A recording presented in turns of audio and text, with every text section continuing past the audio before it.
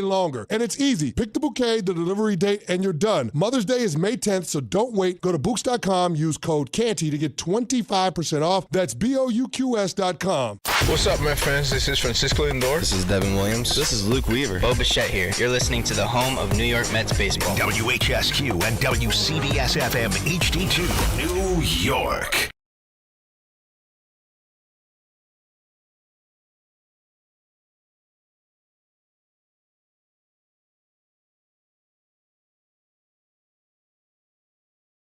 Oh, yes, Game 2 on the way. Bart Carlin, ESPN New York, and on the ESPN New York YouTube channel at 800-919-3776.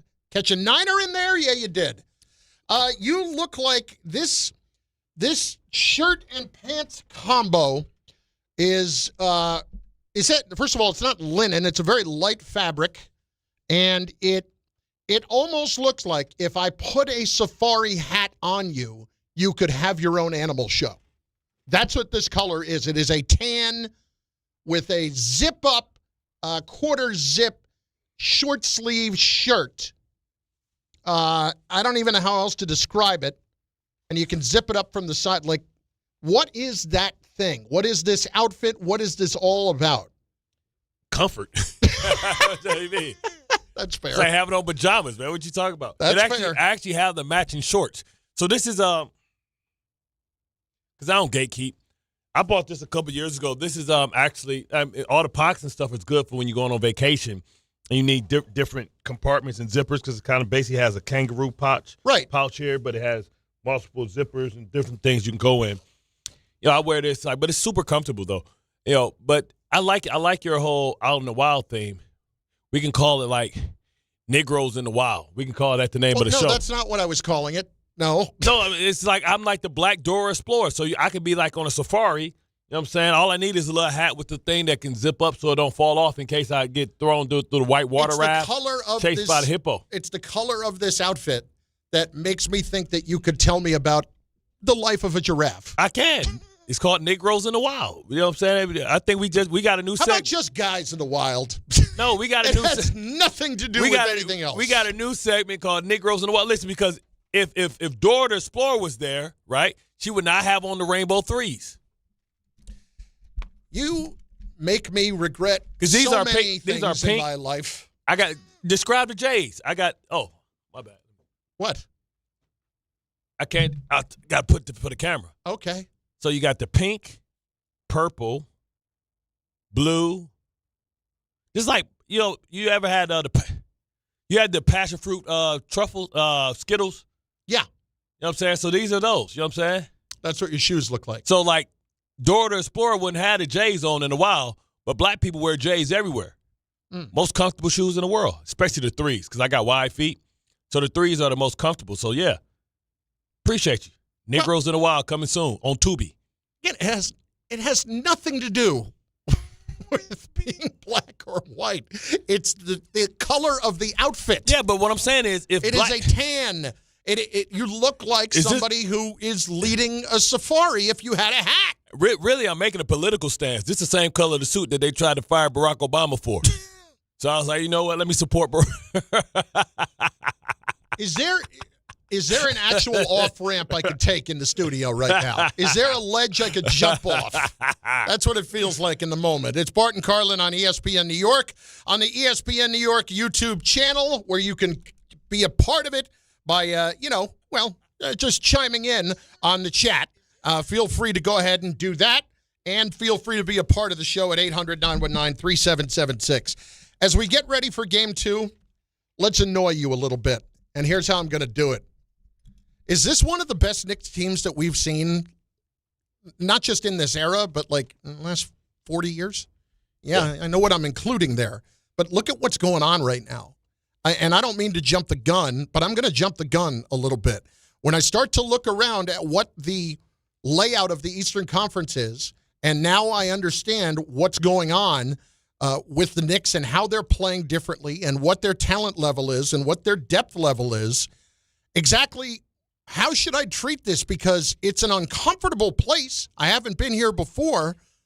But, Bart, this feels like it may be one of the best Knicks teams that I've seen in my lifetime, And I saw the 90s. Yep. I lived through it. I saw the whole thing. I didn't see the 70s, but it feels like talent-wise, I know we all have this special place in our heart. Maybe we need to actually start to recognize what this team is and what it's up against. It doesn't feel like it's the same thing. Well, you got your big bad wolf in the OKC Thunder. That's your baby dynasty. But that's not Jordan. That's not Jordan. I mean, Shea Gilgeous not Jordan, but in the history of basketball, who was? Exactly. This is my point. It's only one team that could beat Jordan. Don't say it. No, but here's the point. With all of that, how do I not think that? Because, yes, there was only one team there's no team that could beat Jordan in the finals. That never happened. Yep. And it was an awfully large roadblock.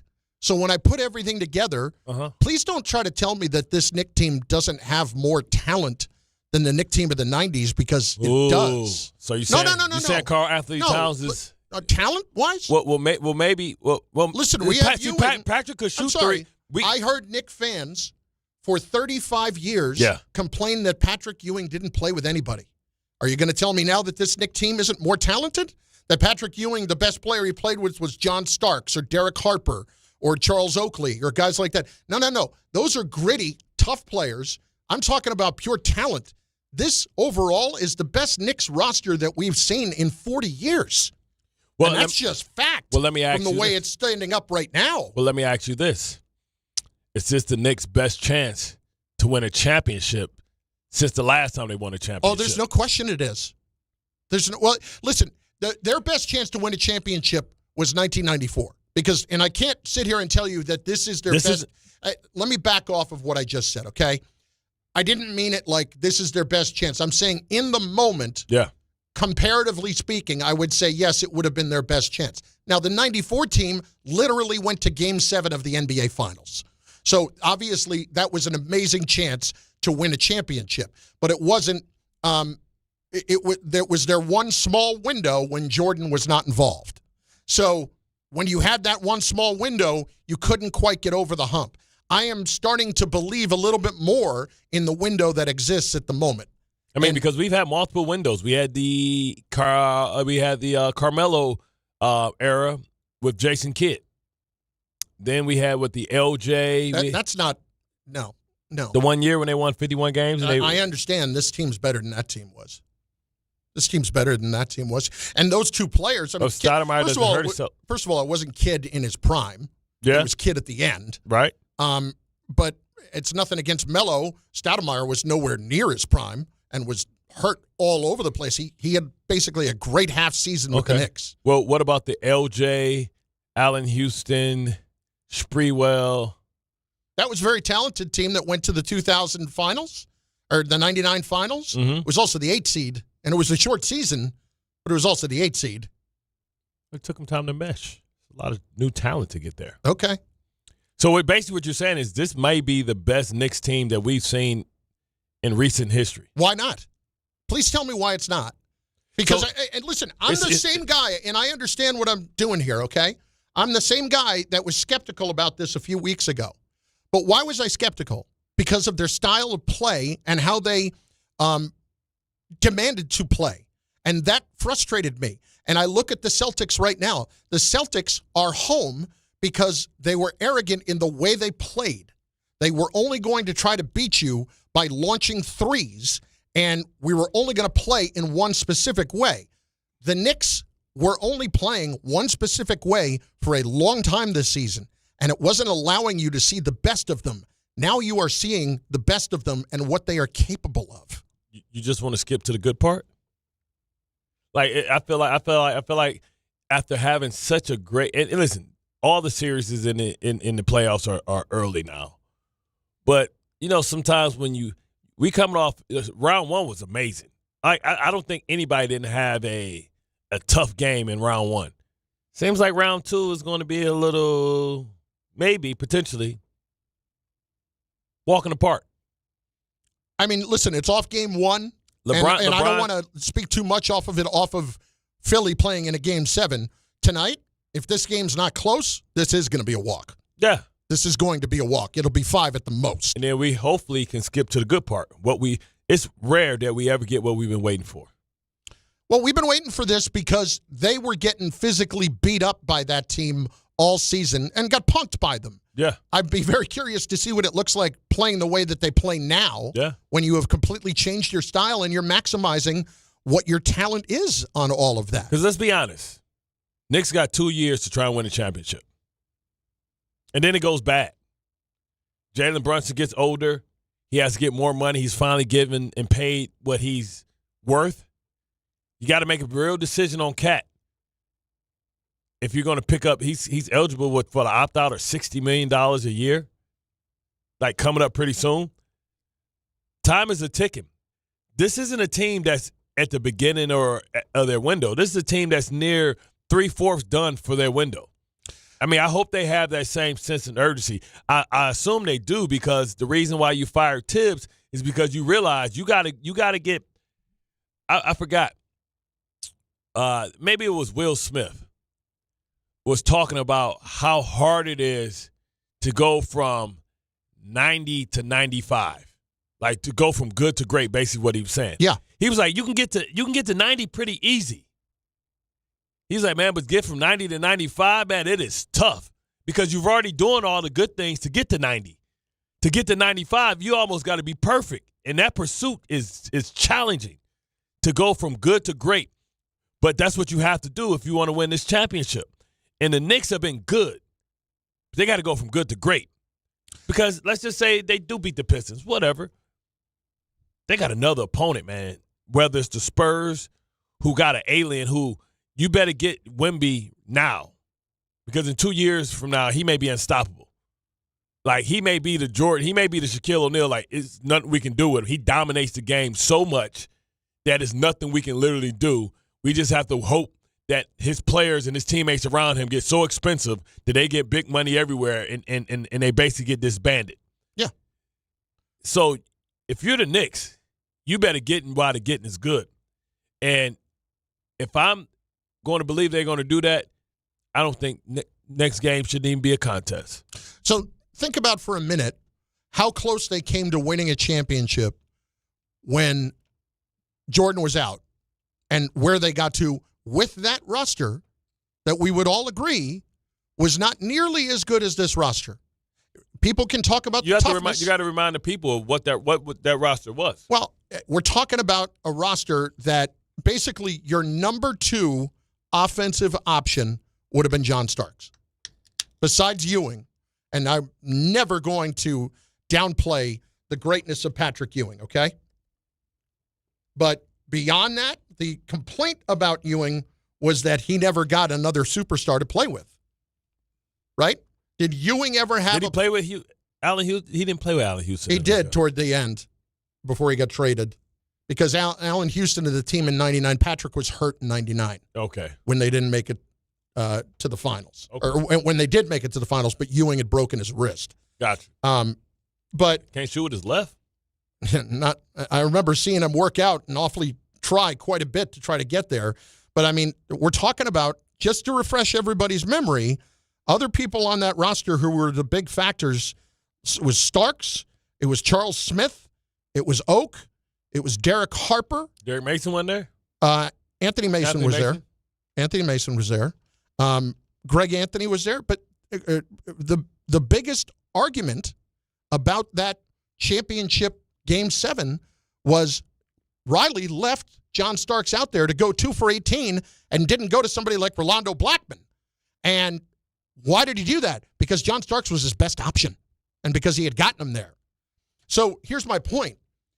As I look at that team and how close they came to winning a championship, why wouldn't I think that this team, not having to go through Jordan, like this, absolutely more talented. More talented, but I would argue maybe the Phil is more talented too. But I would right now, it's starting to become as good of a team.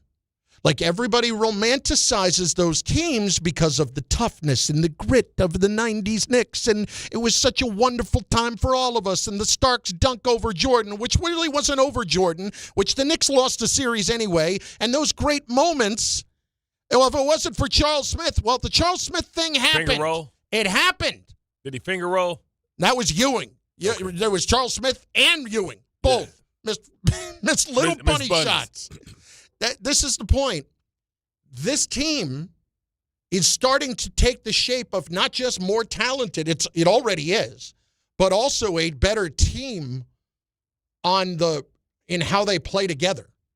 I mean, that's rich though. Spot the lie. Because they still went deep with Atlanta, a team they should have demolished. So is it because they playing like if they would have played Boston, if Boston would have won, would we be saying that? I don't know.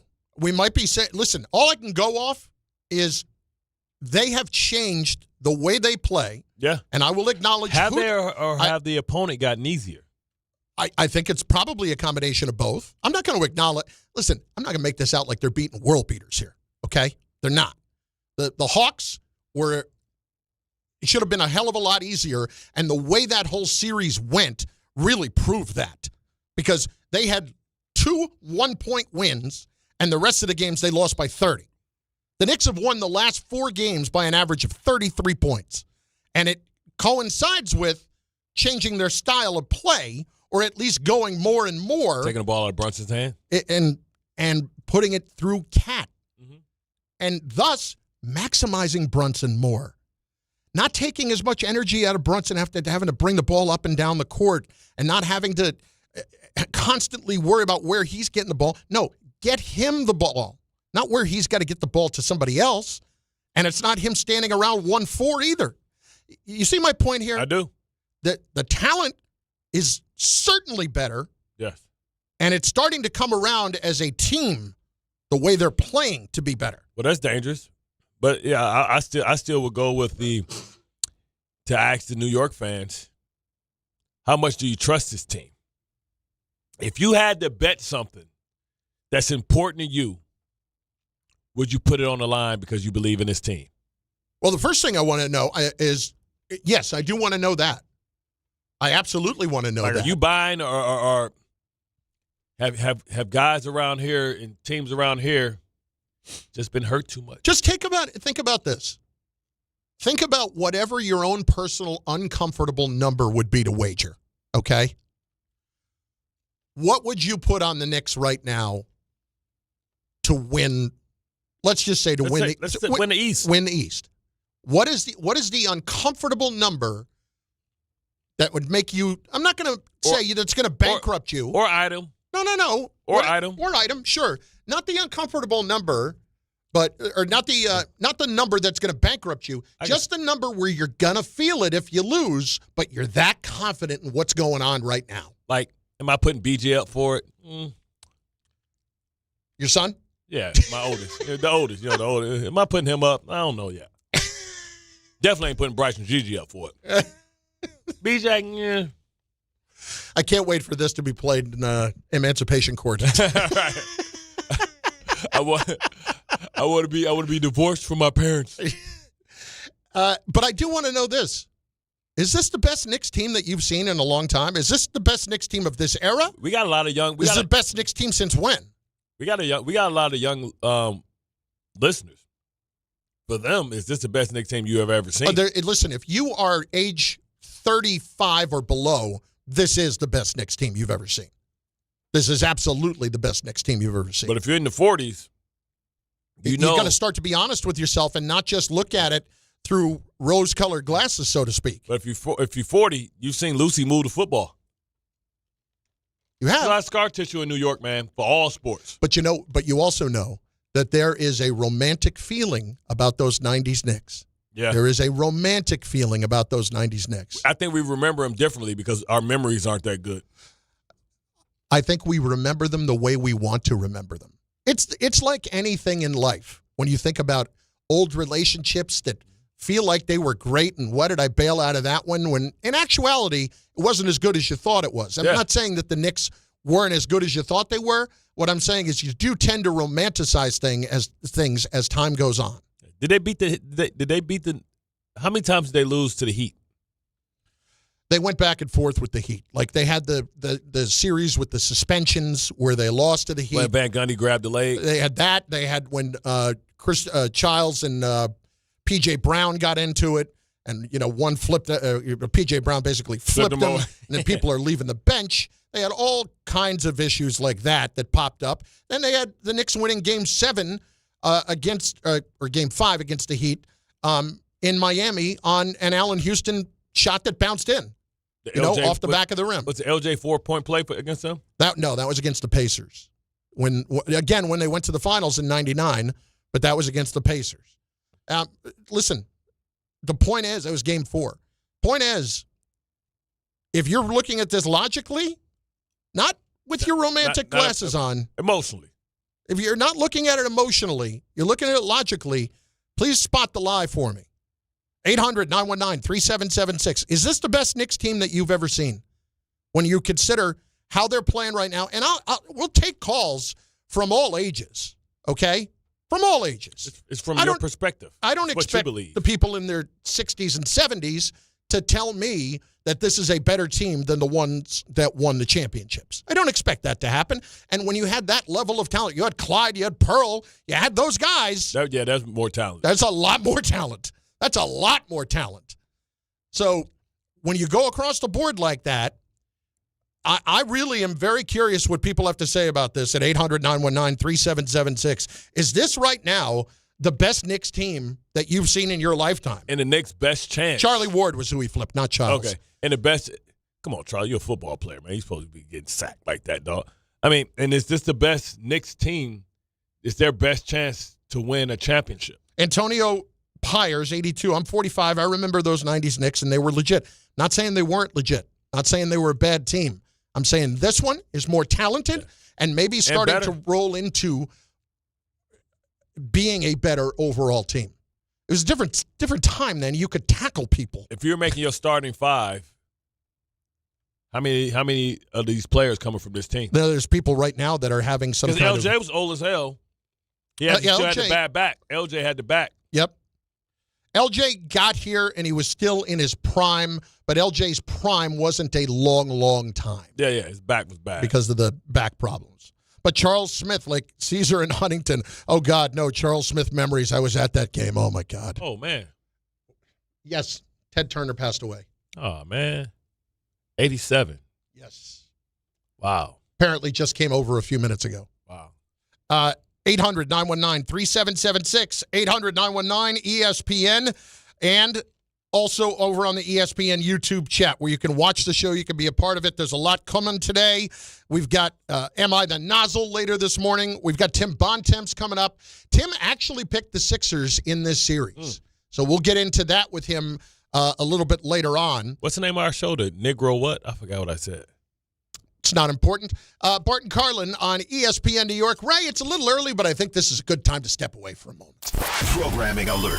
Today's Mets-Rockies game can be heard on 1050 ESPN at 8:30 p.m. Game 2 of the Knicks and 76ers can be heard on 880 ESPN New York at 6 p.m. And all games can be streamed on the ESPN New York app. Heavy traffic now. The BQE going northbound, eastbound 278 just beyond the LIE. It's a broken down vehicle right lane. You're backed up over the Kosciuszko Bridge. Out of the Bronx, Queensbound Whitestone Bridge with a broken down car right lane is closed. North Merrick, Southern State Parkway eastbound by Route 106. Crash on the shoulder. Pascack Valley line of New Jersey Transit, that's suspended between Spring Valley and Nanuet because of a trespasser fatality. And at the crossings coming in from New Jersey, Holland Tunnel about 30, 20 or less at the George Washington Bridge, 10 at the Lincoln. I'm Bob Williams on 880 ESPN New York. Knicks fans, it's time to hit the court with BetMGM, an official sports betting partner of the New York Knicks. Download the BetMGM app today and add a boost of excitement to every New York game day with same-day parlays, live betting options, player props, boosted odds specials, and the best daily promotions in the business. With the BetMGM app at your fingertips, you can experience the excitement of betting on your favorite players and get in on all the blue and orange action as your New York Knicks drive the lane. Find out why basketball fans love BetMGM, an official sports betting partner of the New York Knicks. BetMGM. Make it legendary.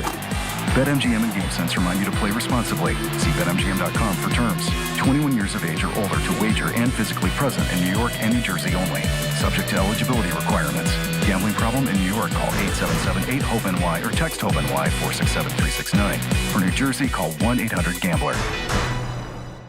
Hey, New York and New Jersey, Boost Mobile has an unlimited talk, text, and data plan that's only $25 a month forever, meaning you'll only ever pay $25 a month for the rest of your life. Who wouldn't want unlimited wireless when it only costs $25 a month forever? If you don't, you must be one of those people who enjoy overpaying for their phone plan. $25 a month forever is truly as good as it gets, so go online and switch now at boostmobile.com. After 30 gigabytes, customers may experience slower speeds. Customers will pay $25 a month as long as they remain active on the Boost Mobile Unlimited plan.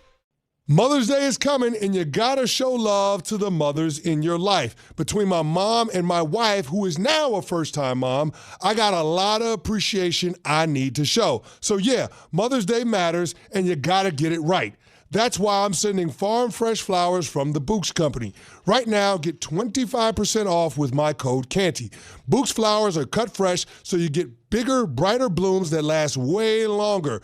They've got incredible flowers. Some are even growing on the side of a volcano. And the best part, Books makes it easy. Pick the bouquet, the delivery date, and you're done. No last-minute panic. That's why Books has over 55,000 five-star reviews. With 25% off using code Canty, grab flowers for your mom, your wife, and grandma too. Mother's Day is May 10th, so don't wait. Go to Books.com, use code Canty for 25% off. That's BOUQS.com, use code Canty. Books.com, code Canty. Running a business means wearing multiple hats. So if you're like me, you probably started out using your personal phone, taking client calls and texts nonstop. As my business grew, I needed something smarter. That's when I switched to Quo, the #1 business phone system. Quo works right on your phone or computer. No carrying 2 phones, no clunky landline, just one easy app you can try for free. Your team can share one number and handle calls and texts together like a shared inbox. Any teammate can jump into the conversation, so customers get faster responses. And Quo's AI assistant summarizes your calls and responds to customers 24/7, so you never miss a lead or opportunity. All this starts at just $15 a month. That's basically 2 coffees. You can even keep your current business phone number. Find out why 90,000 businesses trust Quo. Money is on the line. Always say hello with Quo. Try Quo for free at quo.com/sports. That's quo.com/sports to try Quo free. QUO.com/SPORTS. The Knicks. The Let's Go Knicks chants have begun again in earnest. The 76ers. And it'll tick down to 0. Ball game over. Knicks win. And a commanding start to this series with a 137-98 win. The Eastern Conference Semifinals. It's just one game. Now we got to be ready to go for game 2 in a couple of days, and we know they're going to be ready. Game 2 coverage gets underway tonight at 6 on 880 and the ESPN New York app. He'll go here for 3 and hits from the top of the key. A scoop pass from Alvarado and no hesitation from Towns. He is 2 of 3 from downtown already. And a timeout from Nick Nurse with the Knicks up by 12. Shout out Tyler and Monica, who are doing a tremendous job on Nick broadcasts on the radio.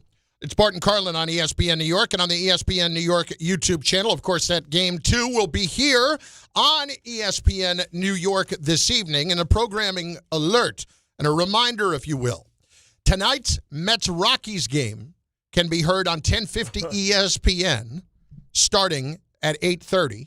Yo, it's so funny watching Gelbs and them go to the Avalanche game with umbrellas because it's snowing. I know. I was like, are you like, yo, it was on their night off. Steve Gelbs and those guys went to the Avalanche playoff game out in Colorado. Some fat ass snowflakes too, man. That wasn't no like, oh, like you know, like is it raining? Is it snowing? No, them was big ass flakes. And they don't get cheated out there, man.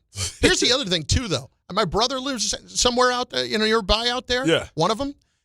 It basically, that snow will be gone in 2 days. Yeah, it'll be like 80 9 degrees. Inches. It's crazy as hell up there. It's absolutely insane. Anyway, Mets-Rockies tonight, 1050 ESPN starting at 8:30. Game 2 of the Knicks and Sixers going to be right here on 880 ESPN New York starting at 6 p.m. All games can be streamed on the ESPN New York app. Remember, tonight, 7 o'clock tip and ESPN game, Breen, Legler, and Richard Jefferson on the call. Oh, man, Lil Bill. Why do you got to get Lil Bill on? He's the most condescending, arrogant, sarcastic, jackwagon. Yeah. All right. Anyway, I'll listen to him. That came out of nowhere. What was a little bit of a shot there. Wow, little bit. Yeah. The most I expected to get there was, the shirt buttoned about halfway down. Nah, man, like he be on one, especially sometimes against us. But you know what? One thing I was against thinking, the Pistons. Oh, that's what this. No, is. against the Knicks. Oh, okay. Yeah. Okay. Because he was he's definitely because he was a net. Yes. You know what I'm saying? So he got a little hate in his heart. You know what I'm saying? He got imposter syndrome and stuff because they were the little brothers. You know what I'm saying? There's a lot of folks talking about making individual comparisons to what we're talking about at 800-919-3776 about the Knicks of the 90s versus these Knicks now. What about them 2000 Knicks, though? I think the Carmelo Knicks is the most romanticized Knicks in history, and I think they're the most overrated because they didn't deliver a damn thing. They won one playoff series. That's what I'm saying. What are we talking about? But we romanticize about them. You know what I mean? I think we romanticize specifically about Carmelo and how great of a player he was. Carmelo was a great scorer. They should have traded him a long time ago. But they could never build around him. And they will sit there and tell you, well, Carmelo didn't have the right guy to play. I would argue that Carmelo was the problem with Carmelo was similar to the problem with what was going on with Brunson. The ball was not moving. The ball was sticking. Look how many picks they gave up for him, and that's what you got. 800-919-3776. OG is better than Larry Johnson, Javi's saying, with a bad back. Okay. Better with Larry Johnson than with a bad back. Also says, I love Mason, but like a good Jedi would say to you, don't let your feelings cloud your judgment. I thought the May the 4th thing was over with, all right? All right, Master Yoda.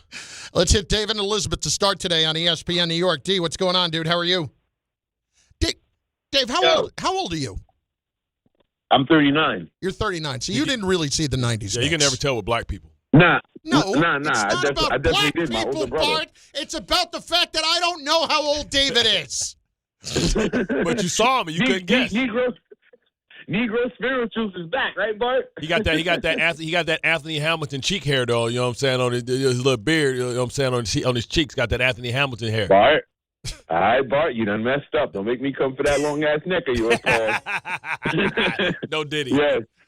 Yes, sir. So let's get into it. First off, Chef, you know you're my dog. There will be no Carmelo slander. Who was he going to pass the ball to? Lou Amundsen? Bro, those Carmelo teams had no help, and you know it, Chef. I know you don't like dribble, he score, or, he just puts the ball in the basket, and, people thought he was great. I'm sorry. That's my favorite player of all time. But Dave, he needed more help. He didn't get it. But Dave, that's because he panicked. All he had to do was wait till the offseason to get traded, and they wouldn't have to gut the team for Melo. You're 100% correct, and not for nothing, I think that's an asterisk on his career. He should have just waited. He jumped the gun, and, it gutted the team, and he had no help, and, the rest was history. Like, still one of my favorite players. I love him, pause, but, it is what it is. I will say this.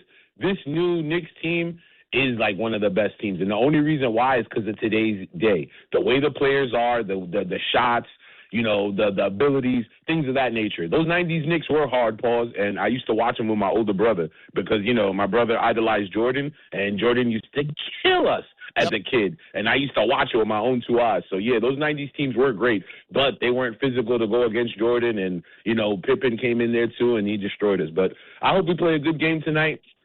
Knicks fans, I do want to say this. I see a whole lot of things on social media. Oh, we're doing this, we're doing that.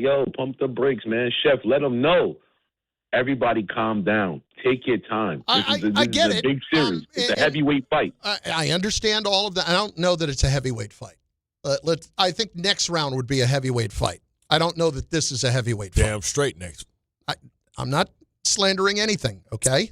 And you look like you have righted the ship in every way. True? It looks like you have righted. Don't give me this humble Bart crap.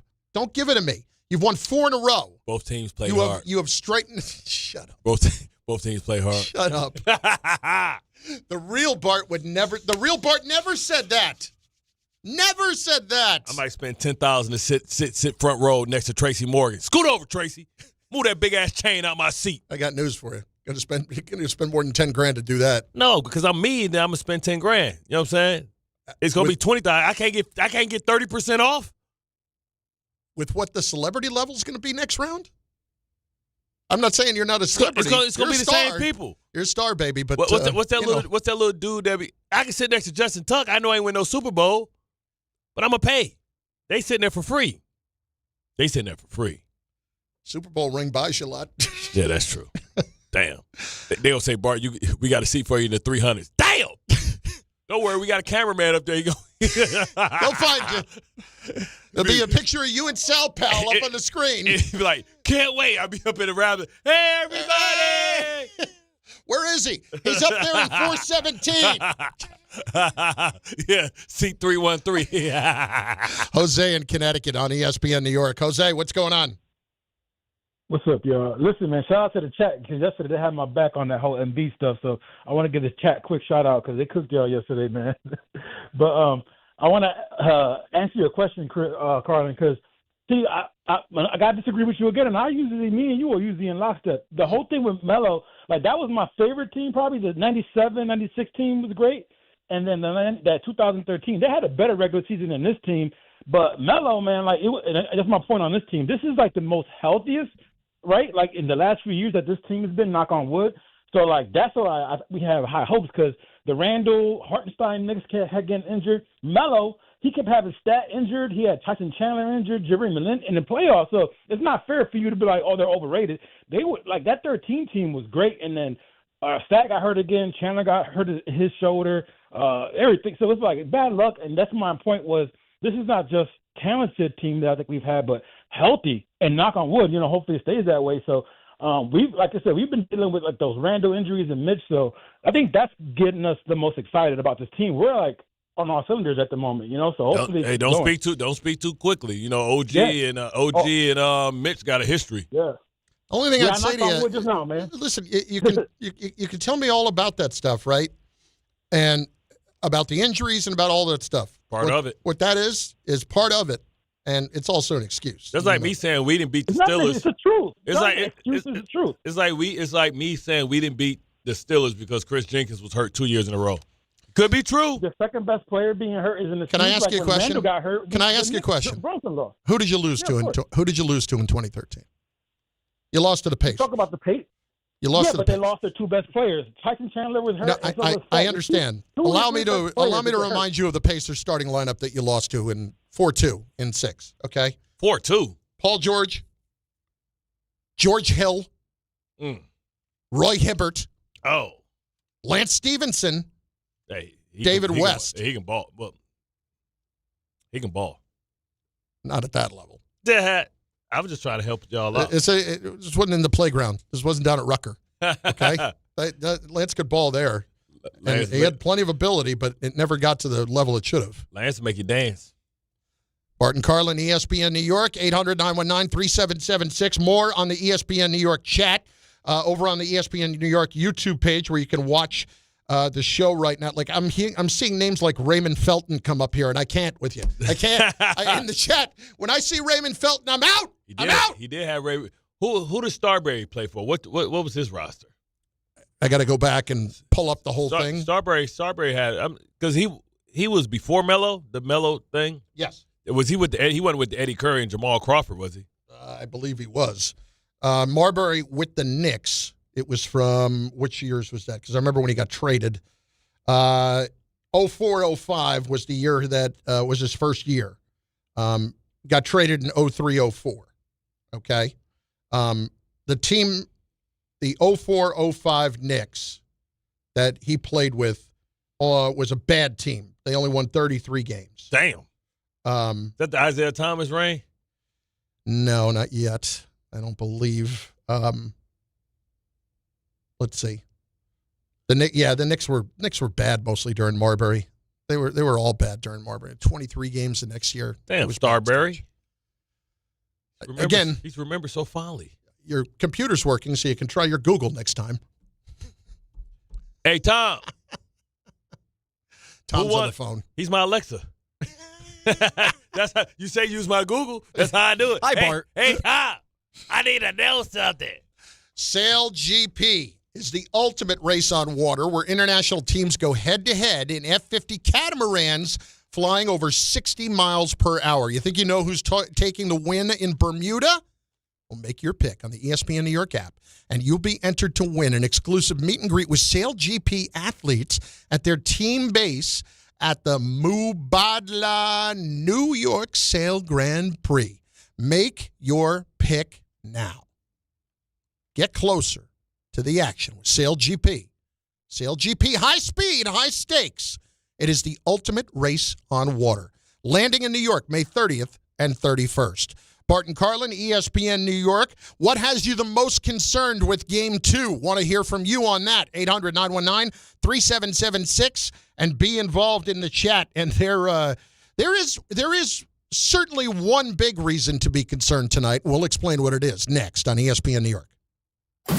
This is Don, Hahn, and Rosenberg. This is no longer a one-off, guys. No, this is now a trend in the playoffs for them. If I've got the orange and blue sunglasses on, if you want to say that about me, fine. You heard Tim Legler yesterday. He doesn't see a better team in the East. Jay Will said it this morning. When you watch the Knicks right now and the way they play, that's a team you can see going for a championship. Don, Hahn, and Rosenberg. Weekdays at 3 on ESPN New York and streaming live on YouTube. If you're heading into summer without a medical emergency kit, you're taking a risk most people don't think about until it's too late. Summer colds linger and can turn into sinus infections that last for weeks. Getting sick right now before vacation can derail everything. And when you're traveling, finding a doctor and pharmacy is stressful. That's why I ordered a medical emergency kit. It's like having urgent care and a pharmacy right at home. It includes essential prescriptions like amoxicillin and generic Z-Pak to treat a wide range of common and serious illnesses. So if you wake up sick at home or on the road, you already have what you need. No waiting for your doctor, no hours at urgent care, no pharmacy lines, no copays. Just match your symptoms to the right prescription in your guidebook or call their telemedicine doctor standing by. Start on your meds sooner and feel better faster. Every home needs at least one medical emergency kit. Order yours online in minutes and it's shipped to your door. And save $45 with my promo code 880 at urgentcarekit.com/880. That's promo code 880 at urgentcarekit.com/880. Good Karma Brands is proud to be an equal opportunity employer, providing equal employment, development, and advancement opportunities to all teammates and applicants. To learn more about careers with us, please send an email to talentacquisition@goodkarmabrands.com. That's talentacquisition@goodkarmabrands.com.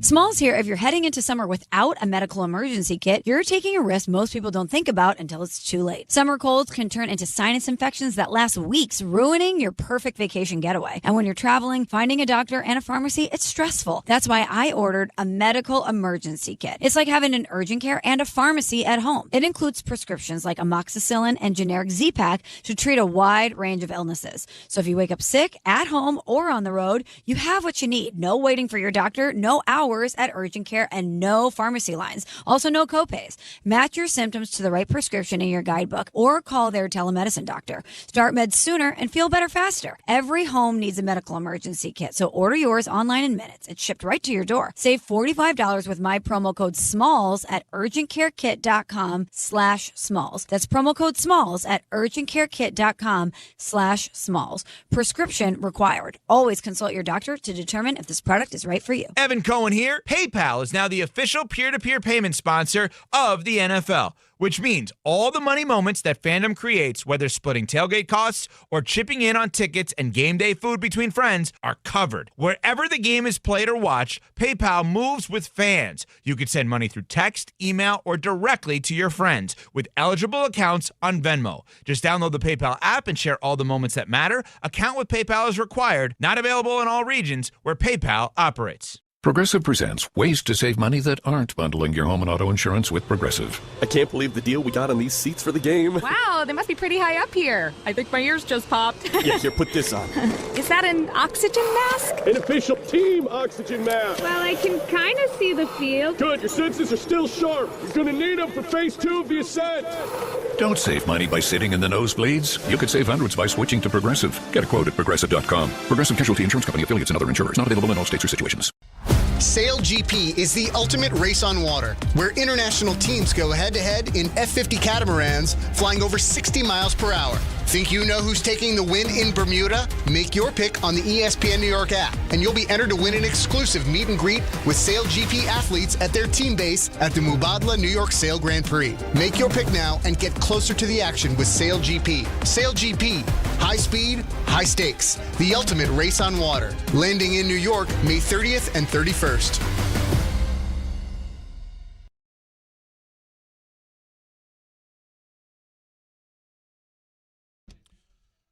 Later today, Don, Hahn, and Rosenberg are live at Scout NYC at their new location just 2 blocks north of the Garden on 35th Street starting at 3 p.m. You got the pregame energy. You got real fan takes. You got the biggest Knicks conversation in the city, all leading you straight into tip-off. If you're going to the game, or you just want to feel like you're going to the game, this is your spot. It's Don, Hahn, and Rosenberg live at Scout NYC up on the second floor today at 3 p.m. And again, a reminder, Knicks game tonight, 7 o'clock tip, 6 o'clock coverage begins right here on ESPN, on 880 ESPN, and on the ESPN New York app.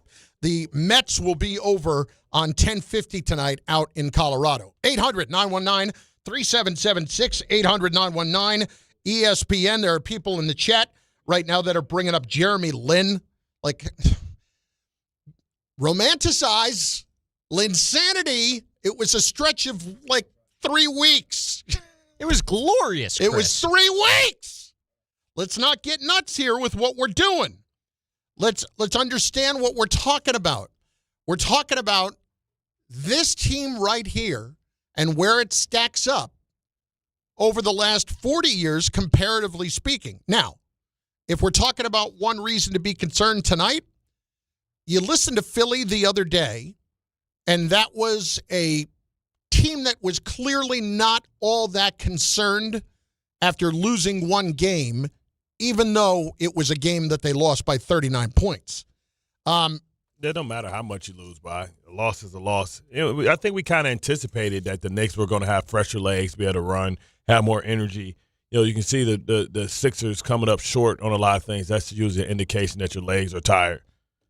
Well, having said that, the Philly losing that game by 39, remember that the Sixers also lost Game 1 to Boston by 32 points and Game 4 by 32 points.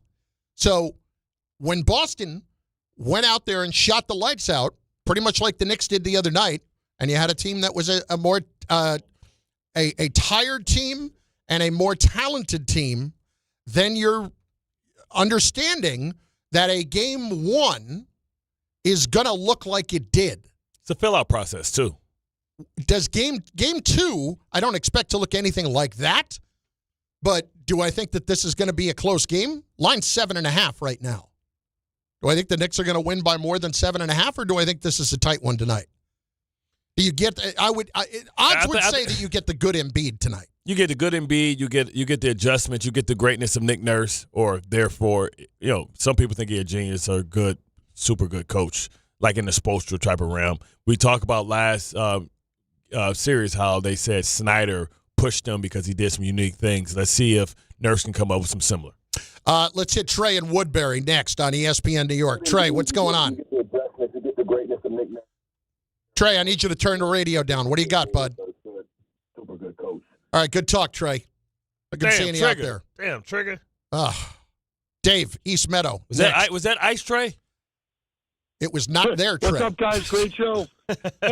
Hey, before I get into my Nick thing, I just want to shout out Barstradamus, because when I heard the Giants sign DJ Reader yesterday, I was like, aha, my man Bart knew what he was talking about for those 5 days in a row. He was there. You go. Ta-ha, there's no spoon, Dave. There's no spoon.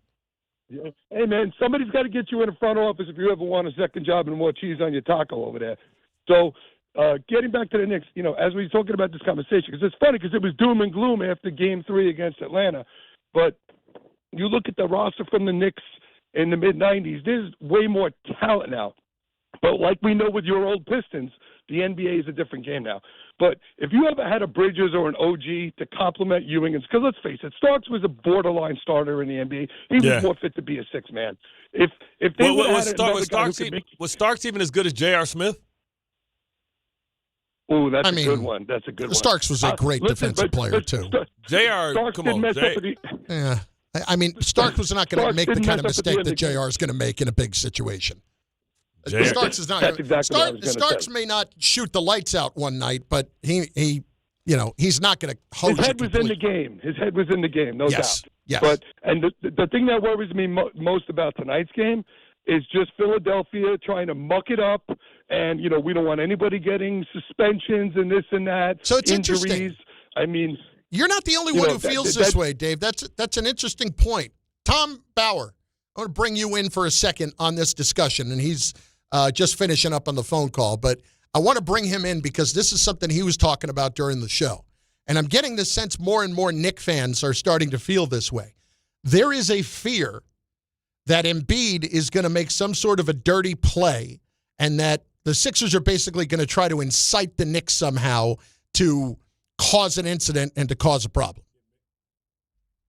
Get Mitchell suspended, kicked out the game like he did the last game. I don't even know if it's trying to get him kicked out of the game, but Tom, this is your biggest concern tonight, is it not? That the Sixers are going to try to turn this into basically a street fight. Yeah. It's still loose. Yeah, I don't think Joel Embiid took too kindly to Mikal Bridges kind of giving him a little elbow in the stomach, even though, again, you're pushing off him because it's a hard screen. That's a basketball play, right? No, hell no. That was dirty as hell. Oh, stop it. That was dirty as hell. I've seen a lot dirtier things. I'm not calling that dirty. That's dirtier than what Stu Beef be doing. That was dirty. Like, he knew what he was doing. He know he has an injury to his stomach. He had an appendectomy. Everybody knows. He went with that leg with that forearm. That was dirty. But listen, who cares? That's the playoffs. It's supposed to be out there. I don't expect these people to be friends. Exactly. Nah, I don't. So I don't care. Don't think I'm telling Bridges way to lower your chickpeas. Yeah, you know what I'm saying? It's going to be physical, and this is what Joel Embiid said about this after Game 1, and this is where I have a concern. I got heat on it. I don't know if it was obviously based on what's been going on. I guess I got to protect him more, so I don't know if it was dirty or not. So I guess I got to do a better job of protecting mine, especially that part. You know what he said? When you come through there again, I'm putting that elbow up. That's exactly what he was. Slice and dice, baby. And that's what he was alluding to. It wasn't in the cut, unfortunately. They got to protect himself because the referees want to protect him. I'm listening. From his perspective, I understand exactly what he's saying. Get gutter. Because guess what? The more physical and the more gutter this series gets, the more prepared you're going to be for them boys that's sitting for you on the other side. Yeah, he's got a history of this. So all I'm saying is keep an eye out, and if you see dirt, watch Embiid, the elbow. Watch the elbow. Watch Embiid. That's all I'm saying. Well, specifically Bridges watching Embiid, because I'm gonna get my lick back. It's interesting that this is the thought. Like, we're not talking about purposely trying to engage and get somebody suspended, but what we're talking about is starting to put that kind of a tone into the series where the tempers may flare a little bit higher, and you can draw somebody into doing something stupid. Listen. It wouldn't be the first time that it's happened, and it's certainly something that the Knicks based a lot of their success around in the 90s. We loved them because they were tough, but they also, they delivered some shots along the way, too, and made some people pay. They were the boys. They were trying to be the bad boys, but they were boys, yeah. Here is, no, they weren't trying to be the bad boys. Yes, Derek they were. and Hillside. Yes, they were. Pat Riley got his ass kicked by the bad boy Pistons, and he came here and tried to recreate it in New York. Don't act like Mason and Oakley wasn't trying to be Rick Mahorn and Bill Laimbeer. Stop it. Now listen, you don't have revisionist history, Chris. We knew exactly what Pat Riley was trying to do because he had got his ass kicked by them bad boys. Derek, Hillside. What's up, Derek? You can calm down now, bro. You can calm down. It's all right. It's all right. But what's everybody going on, calm guys? down. Carlin, I just got to confront you one real quick. You tried to poo-poo that Indiana team in 2013. That team was tough. I do agree with you with that Knicks team. I don't see what everybody's seeing, but that 2013 Indiana Pacers team was tough. I mean, they might be tough, but let's not. I mean, that's not a. Put it this way. Put it this way. Put it another way, okay?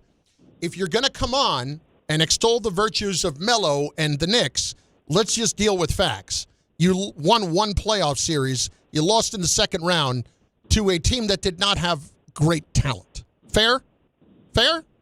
Paul George might go to the Hall of Fame. Paul George is the only one of that group that's going to the Hall of Fame. No. West was a beast now. You think David West is going to the Hall of Fame? No, he's not going to the Hall of Fame. David West was a perennial All-Star, especially when he was with the Hornets. Perennial's a tough word. I'm going to go look up how many All-Star games David West was that dude, man. When he was with Chris Paul, man, you better ask somebody. Don't be dissing it. Yeah, as in two-time All-Star David West. That's not perennial, okay? Two-time. That's multiple. Anyway, go ahead. And that was 5 years before that he was an All-Star. Hey, but don't let the facts get in the way. No, David West was a beast, man. He's better than Tobias Harris. Derek, what else you got? Again, that's not setting the bar high better than Tobias Harris. He averaged 18 or 19 points, man. And he was an enforcer. I can give you a lot of guys who averaged a lot of points, and it didn't mean a whole lot. Derek, what you got for us, man? It's gone already. You done killed Derek's call. No, I didn't kill anything. You buried him. You killed him. You hit him over the head with the shovel. You buried him with the shovel, and then you buried the shovel. That's how you killed Derek's call. David West was a really good player, though, for real. He's a good player. He wasn't. He was a really good player. Like, he was good. He was like Rasheed Wallace. 800-919-3776. 800-919-ESPN. It's Bart Carlin on ESPN New York. What has you the most concerned tonight? Also later this hour, Tim Bontemps of ESPN on Knicks Sixers. Timmy! Programming alert. Today's Mets-Rockies game can be heard on 1050 ESPN at 8:30 p.m. Game 2 of the Knicks and 76ers can be heard on 880 ESPN New York at 6 p.m. And all games can be streamed on the ESPN New York app. FanDuel is giving you better payouts on same-game parlays all NBA playoffs long. With more ways to build and more value every time you play, you can stack your picks your way for every game, every matchup, and every moment. From spreads to player points to threes and more, build it all into one same-game parlay and go for bigger payouts. So if you're betting same-game parlays this NBA postseason, bet them on FanDuel. More options, better payouts, all NBA playoffs long. Head to FanDuel.com/local to get started. FanDuel is giving you better payouts on same-game parlays all NBA playoffs long. With more ways to build and more value every time you play, you can stack your picks your way for every game, every matchup, and every moment. From spreads to player points to threes and more, build it all into one same-game parlay and go for bigger payouts. FanDuel, an official partner of the NBA. Play your game. 21 plus and physically present in New York. For help with a gambling problem, call 1-877-8-HOPE-NY or text HOPE-NY 467-369. New York Knicks fans, here's a total slam dunk. For a limited time, new Verizon Mobile and home customers can get Fios and a line of mobile for just $69.99 a month with AutoPay. Get Fios 300 megabits per second for $20 a month and unlimited welcome for $50 a month plus taxes and fees when you bring your own phone. Visit a Verizon store today to learn more. For new Fios Internet and mobile customers, discounts applied over 36 months. Mobile and home discount enrollment required. Additional terms apply. In times of congestion, unlimited 5G and 4G LTE may be temporarily slower than other traffic. Domestic data roaming at 2G speeds. Hi, this is Don LaGreca. Just like the New Jersey Devils protect their home ice, Viking Pest Control protects your home. And I know because I use Viking at my own place. As the pest control provider and proud partner of the New Jersey Devils, Viking brings 45 years of trusted experience and expert service to keep ants, cockroaches, stinging insects, rodents, and even mosquitoes out of your zone. Their local team builds a personalized game plan that actually works. And when you bundle pest control and mosquito services, you score big savings. One call, one company, total peace of mind. Visit VikingPest.com. Protecting your home inside and out. This is the Michael K. Show. I hate to say it because I don't want to start a fight with my wonderful co-hosts who listen to the show. A lot of you people, man, really down on Cashman for years. Really down on him. Guy's a really good GM. I know he hasn't given you the championship you want, so I understand the angst. But for those that paint him as a guy who knows nothing, he is a really good GM. The Michael K. Show. Weekdays at 1 on ESPN New York and streaming live on YouTube. Less than 4 in 10 kids aged 6 through 12 are playing sports regularly. 4 in 10 kids? Let it sink in. Just 4 in 10 kids. ESPN is building a nationwide coalition powered by Disney called Take Back Sports, with the purpose of training more coaches, expanding access, and creating community-driven sports programming that puts kids and fun first. We're working on that story. We hope you'll join us. Visit takebacksports.org to learn more. Evan Cohen here. PayPal is now the official peer-to-peer payment sponsor of the NFL, which means all the money moments that fandom creates, whether splitting tailgate costs or chipping in on tickets and game day food between friends, are covered. Wherever the game is played or watched, PayPal moves with fans. You can send money through text, email, or directly to your friends with eligible accounts on Venmo. Just download the PayPal app and share all the moments that matter. Account with PayPal is required. Not available in all regions where PayPal operates.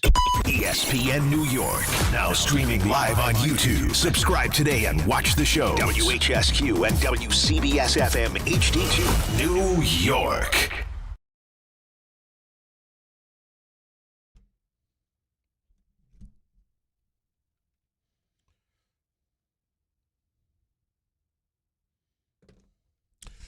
David West with Chris Paul in the Hornet days with that pick and pop. He was nice. Bart is right. That from Gabriel on the ESPN New York chat.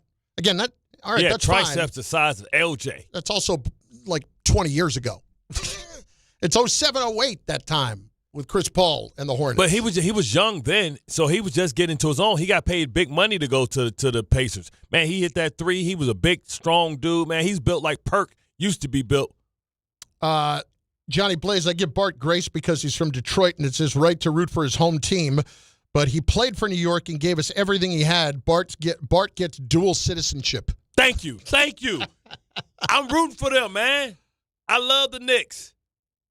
Until next round. Yeah. If the Pistons handle their part, I love New York, man. Listen, I decided to live here because I was like, this is the perfect distance from my family. Yeah, they can't. They can't just drive. They can't just say I was in the neighborhood. Right. They can't have to get on a plane. Yeah. And I know the feeling. And half of them got warrants, so they ain't gonna get on the plane. So we good. You know what I'm saying? This is the perfect place, baby. I would tell you. Listen, so like, the police ran up at my grandmother's house looking for my nephew or my cousin. I get a knock on my door at 3 o'clock in the morning. I don't know nothing about what happened in Detroit. Dude, like, you're in New Jersey. Yeah. At this time. I get a knock at like 3 o'clock in the morning. Like, who the hell? I got my hammer. But I was just knocking on my door like at 4 a.m. and 3 a.m. in the morning. It's my cousin. I say, what the hell are you doing here? Did you know at this point that they had rolled up? No. He like, yo, they ran in grandma's house, man. They tried to get me, man. I'm on the run. I say, hey, and you came here? Keep running. We got different last names, cuz they'll never. No. I got something nice going on here, huh? That's what happened when you got your security gate and you decide to leave it open. Because he would have got stopped at the gate. Would have had to hop the gate. You know what I'm saying? I was like, hey, man. Here's $5,000. Get the hell out of here, dog. Should have kept driving. Yeah.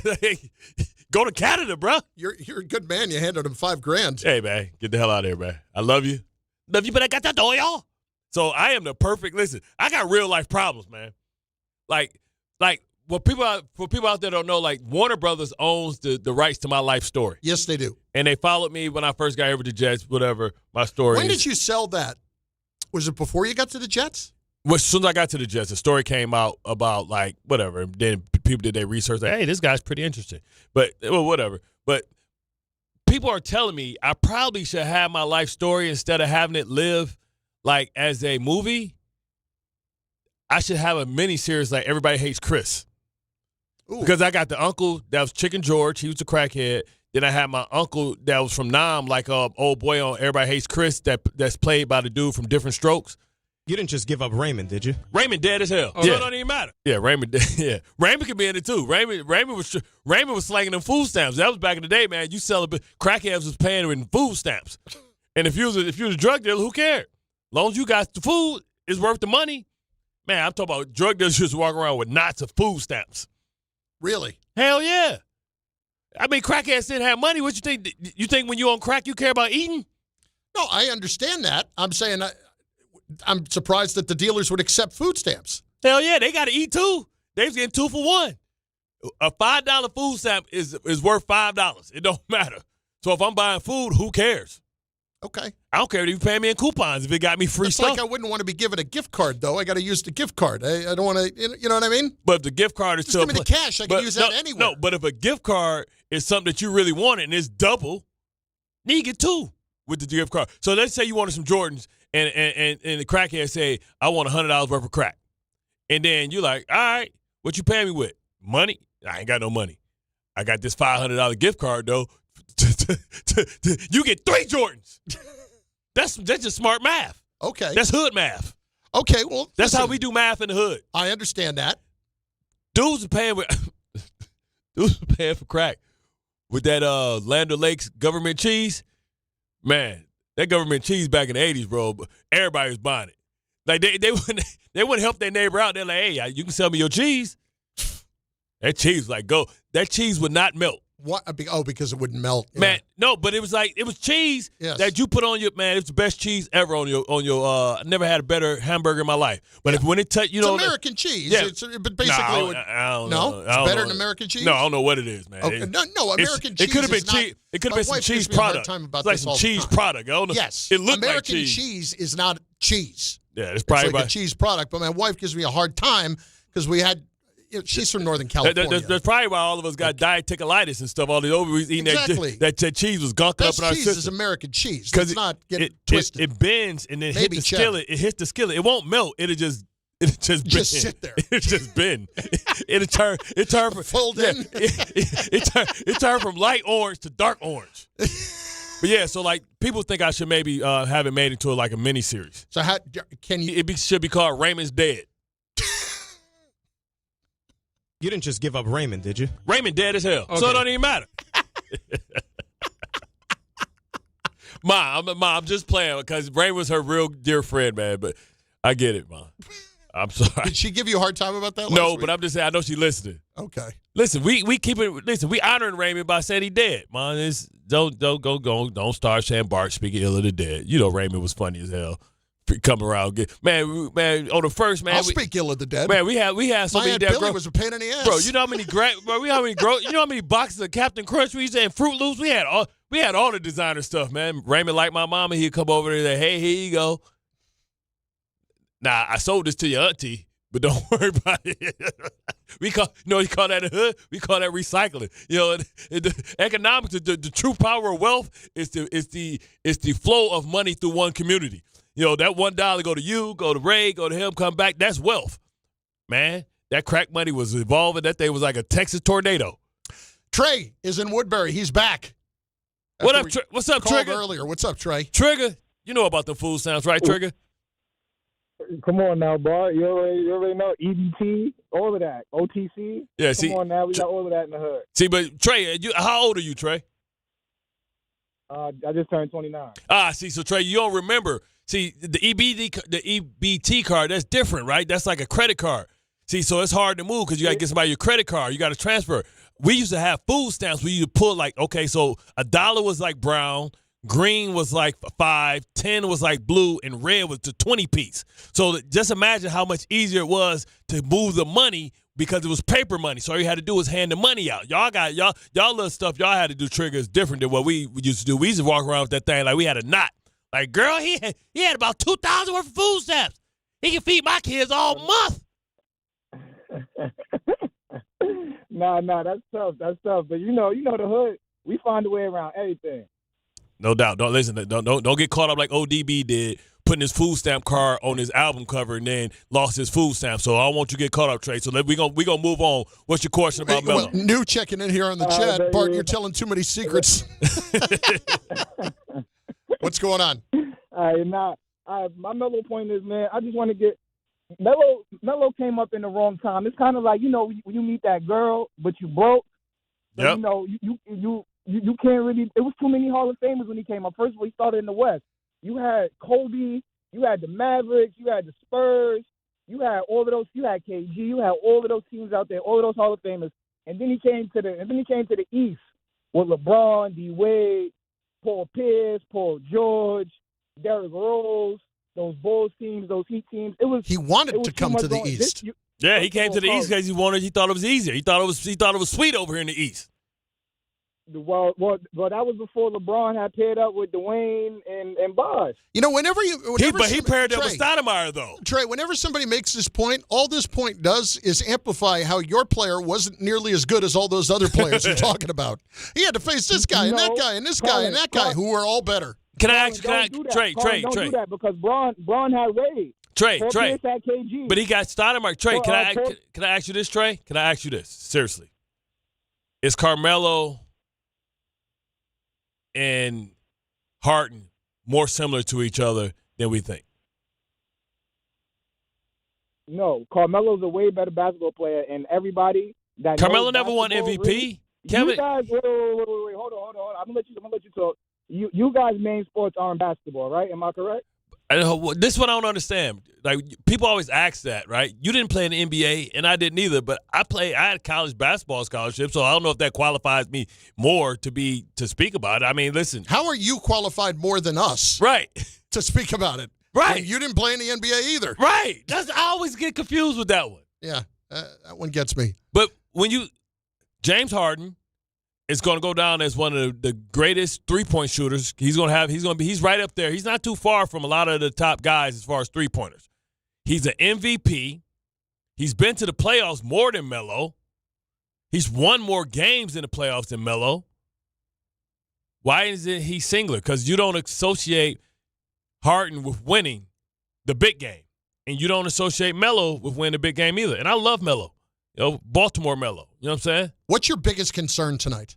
My biggest concern is that they fell in love with these threes because they shot at an unbelievable rate and that they get a little bit happy because it's easier to shoot threes than it is to waste the energy to drive to the basket and run around and catch and shoot and pin downs and run off screens, that they maybe get a little lax and they fall in love with that three-pointer and it's not dropping today. If them shooting at 50% drops down to them maybe shooting 20% or having a bad percentage from three, then Philly's going to be in the game because they're going to go out and they're going to get easy transitions if they get the rebounds, and if they get easy buckets because they're getting free throws. So I'm worried about the three-point shooting. C-Money, be real. Harden and Melo are pretty similar, but at least he got a finals with a good team, though. And listen, Harden was on a really good team when he got to the finals, so let's not get it twisted. But he was young, though. He was only in year like 3. And he was a sixth man at the time. He was still young. He wasn't Harden yet. No. Listen, if you want to – I don't really want to get into a Harden-Melo long-term discussion about this. My point is simply this. This team tonight that the Knicks are putting out on the court is among the best teams that they've had in 40 years, and certainly – is more talented than the 90s teams that the Knicks put out there. Is it a better team? Well, we're getting closer. With the way they're playing, we're getting closer. And I get it. It was the Hawks, and it was game 1 of the Sixers off a 7-game series. Yeah. But does it continue to look like this? If it does, you're going to have trouble arguing against it. This y'all best chance. This y'all best chance since Patrick. It's just the reality of it. This y'all best chance to win a championship since 94. Listen, you were not beating the Spurs in 99. You were nowhere close to as good as the Spurs in 99. So 32 years ago was y'all best chance. This is y'all best chance from 32 years ago. 800-919-3776. Rashad in the Bronx is next. ESPN New York. Rashad, what's going on? Shotty. Hey, Bart. Hey, Chris. Hey, good morning. What up? So before I get to my it is the Knicks point too. Before I get to my Knicks point about tonight's game, I don't know. I'm a diehard Knicks fan, as you know, but I don't know why people romanticize about Melo so much. He was so overrated on the Knicks. Well, I can tell you why that they do. Okay, again, a lot of Knicks fans went through a lot of painful years in between the 90s and 5 years ago, and Melo represents a bright spot during that time. First starter, choose you guys. Yeah, the guy who wanted to be here. Well, Stoudemire, I think Stoudemire chose you because it was a backup option. And his knee was jacked up. Yeah. Melo wanted to come here. Go ahead. That's true. He did want to come here, yeah. And he did have the option to leave, but he chose to take the money in 2014. So everybody's complaining, he never had a team around him. Well, it's Melo's own fault why he didn't have a team around him. Well, they could have left. He could have left. The whole Melo plan. and this was just so clear, and I don't know how people didn't talk about it more at the time and didn't see it more, because it was so obvious. Melo went on that little free agent tour. Yep. But he was always going to re-sign here because he was going to get the most money, and then if it wasn't going to go his way inside of a year, that's when you demand the trade. And that's exactly what happened. It's exactly what happened. Then he got hurt, and then went to. Then we forget the Portland Trailblazer Melo. We forget the OKC Melo. We forget those 6-man type of Melos. Yeah, and the guy that could provide some instant offense for somebody, but that was pretty much it. Who's the greatest star to humble themselves to become the greatest off the bench player?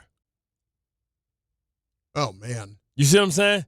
Like, who's the greatest star? Because a lot of stars can't humble themselves and be that. Honestly, well, he really didn't have a choice after all the surgeries. I mean, Walton with the Celtics. Bill Walton, yeah. Bill Walton, but again, he would have Walton been one of the greatest players so ever. Much. Yeah. He was an amazing player, but that he got second hurt year with so Portland, much. he won a championship with Portland, but he was a champion before all that. You know what I'm saying? He took a team to the championship. Yeah. He was an amazing player, but he had been hurt so much that he kind of had to. No, that's a good one though. Yeah. I'm trying to think who else was like a star, like a straight up star, and humbled themselves. Derrick Rose wasn't good enough as a bench player, so he started on the bench and went to become a starter, but he didn't go back to the bench when he was after that. I'm just looking at some of the other. I mean, Marley was a star player before he became a sixth man. Robert Horry? Was Robert Horry a star before he became a sixth man? Nah, but he had won 2 titles before he went there. Big shot Bob. Yeah. You know? I mean, I think he got, 6 or he got 8 rings or something like that? He got like 7 rings. I don't think it's 8. He got 2 with Houston. He won 3 with what's-face, and then he won with the Spurs. Yep. Yeah. Hang on here. Yeah, like big shot Bob might have like 6 or 7 rings. He won 7. See? You're right. He won 7. Big shot Bob, baby. Let's hit Junior in Washington Heights. Junior, what's going on, June Beasley? What's up? What's going on, big boy? Yo, boy, I gotta give you your flowers. You a real one for real. After all your millions, you still a real one, and I love you for that. The hood still love you for that, always, bro. Hey, I'm from the hood, baby. Can never leave the hood. No, hood can't leave me. I met you in the Kings. I'm not gonna say what town by your crib. Yeah. And as soon as you walk in there, you my brother. I ain't say my brother, but you know what I said. I hope you remember me though. You a real one though. That's what My I wanted ninja. to see, man. You a real one, bro. No doubt. I appreciate it. You got some stamps talk, baby? You got the EBT? Oh, he out. You know what I'm saying? That's it. He on the run. You know what I'm saying? You know what I'm saying? Like, I got to keep moving, baby. You know what I'm saying? I feel you, baby. Here's the problem. You guys met in the bougie supermarket at King's. It could have been more bougie, though. They didn't have King Vitamin in King's. But it could have been more bougie. What would have been more bougie supermarket? Okay. Whole Foods? Whole Foods, Wegmans. Is Wegmans more bougie than King's? What? Than King's? Wegmans? Listen, man. Wegmans is a town. Like Wegmans. No, I know how big Wegmans is. I'm talking about, is it more bougie than King's? Wegmans. Wegmans is the creme of the creme. I know. A Wegmans come in your hood. No, I know. House prices start going up. Yeah, listen, I know. So I would say Wegmans number 1. If you're on the East Coast, Wegmans number 1. Whole Foods behind them. Trader Joe's is like they just prepackaged food. Yeah. And then it's like ShopRite. No, King's is in front of ShopRite. Nah, ShopRite. Yes. Bro. I go to ShopRite. Bro, King's is in front of ShopRite. Do you know that? Bougie? Do you Yes. know that in ShopRite, you can drop your kid off? They got daycare in there, bro. What's more bougie than that? Some people ain't even shopping. They just drop their kids off. I think that's only your ShopRite. I think it's a ShopRite in your town because I have shopped. You don't have no daycare yours? Over the last 12 years, I have shopped at 3 different ShopRites. None of them had daycare. Okay? None of them had daycare. ShopRite also gave me $15,000 to do an appearance. Well, that's why you're talking them up. No, ShopRite. Another 15. No, because ShopRite got 2 separate registers. Like you can play in the front, but then they got a whole separate shop for the back. You know what I mean? When you go out the back door, and the one in Morris. This is not the one I know. The one in Cedar Plains, they got an event space back there where you can go there and they got a barbecue and a restaurant on the back of it. Yeah, no, this is right there in Morristown. Morristown. It's super high end ShopRite. Morristown got the projects right on the street where I get my haircut. I understand that, but I'm saying they also got the other part of Morristown, which is ridiculous. I worked in the Kings in Morristown. I worked in the Kings in Madison. Those were bougie. Okay, I thought bougie. I thought that was all ShopRites. Just mine. Listen, all I know is it's just mine. Ray, you never been to ShopRite? At my house, when my dad saw those King's bags on the counter as opposed to the ShopRite bags, he was a little annoyed. Okay. You better back it off and go back to the hood. I don't want a Coke. I want some cola. No, the hood is Acme. Acme is the hood one. A&P used to be a little bit. Yeah, Acme is the hood. I worked at A&P also. Like, you go to Acme, you gotta check your meat. They relabel. We ain't sponsored by Acme, are we?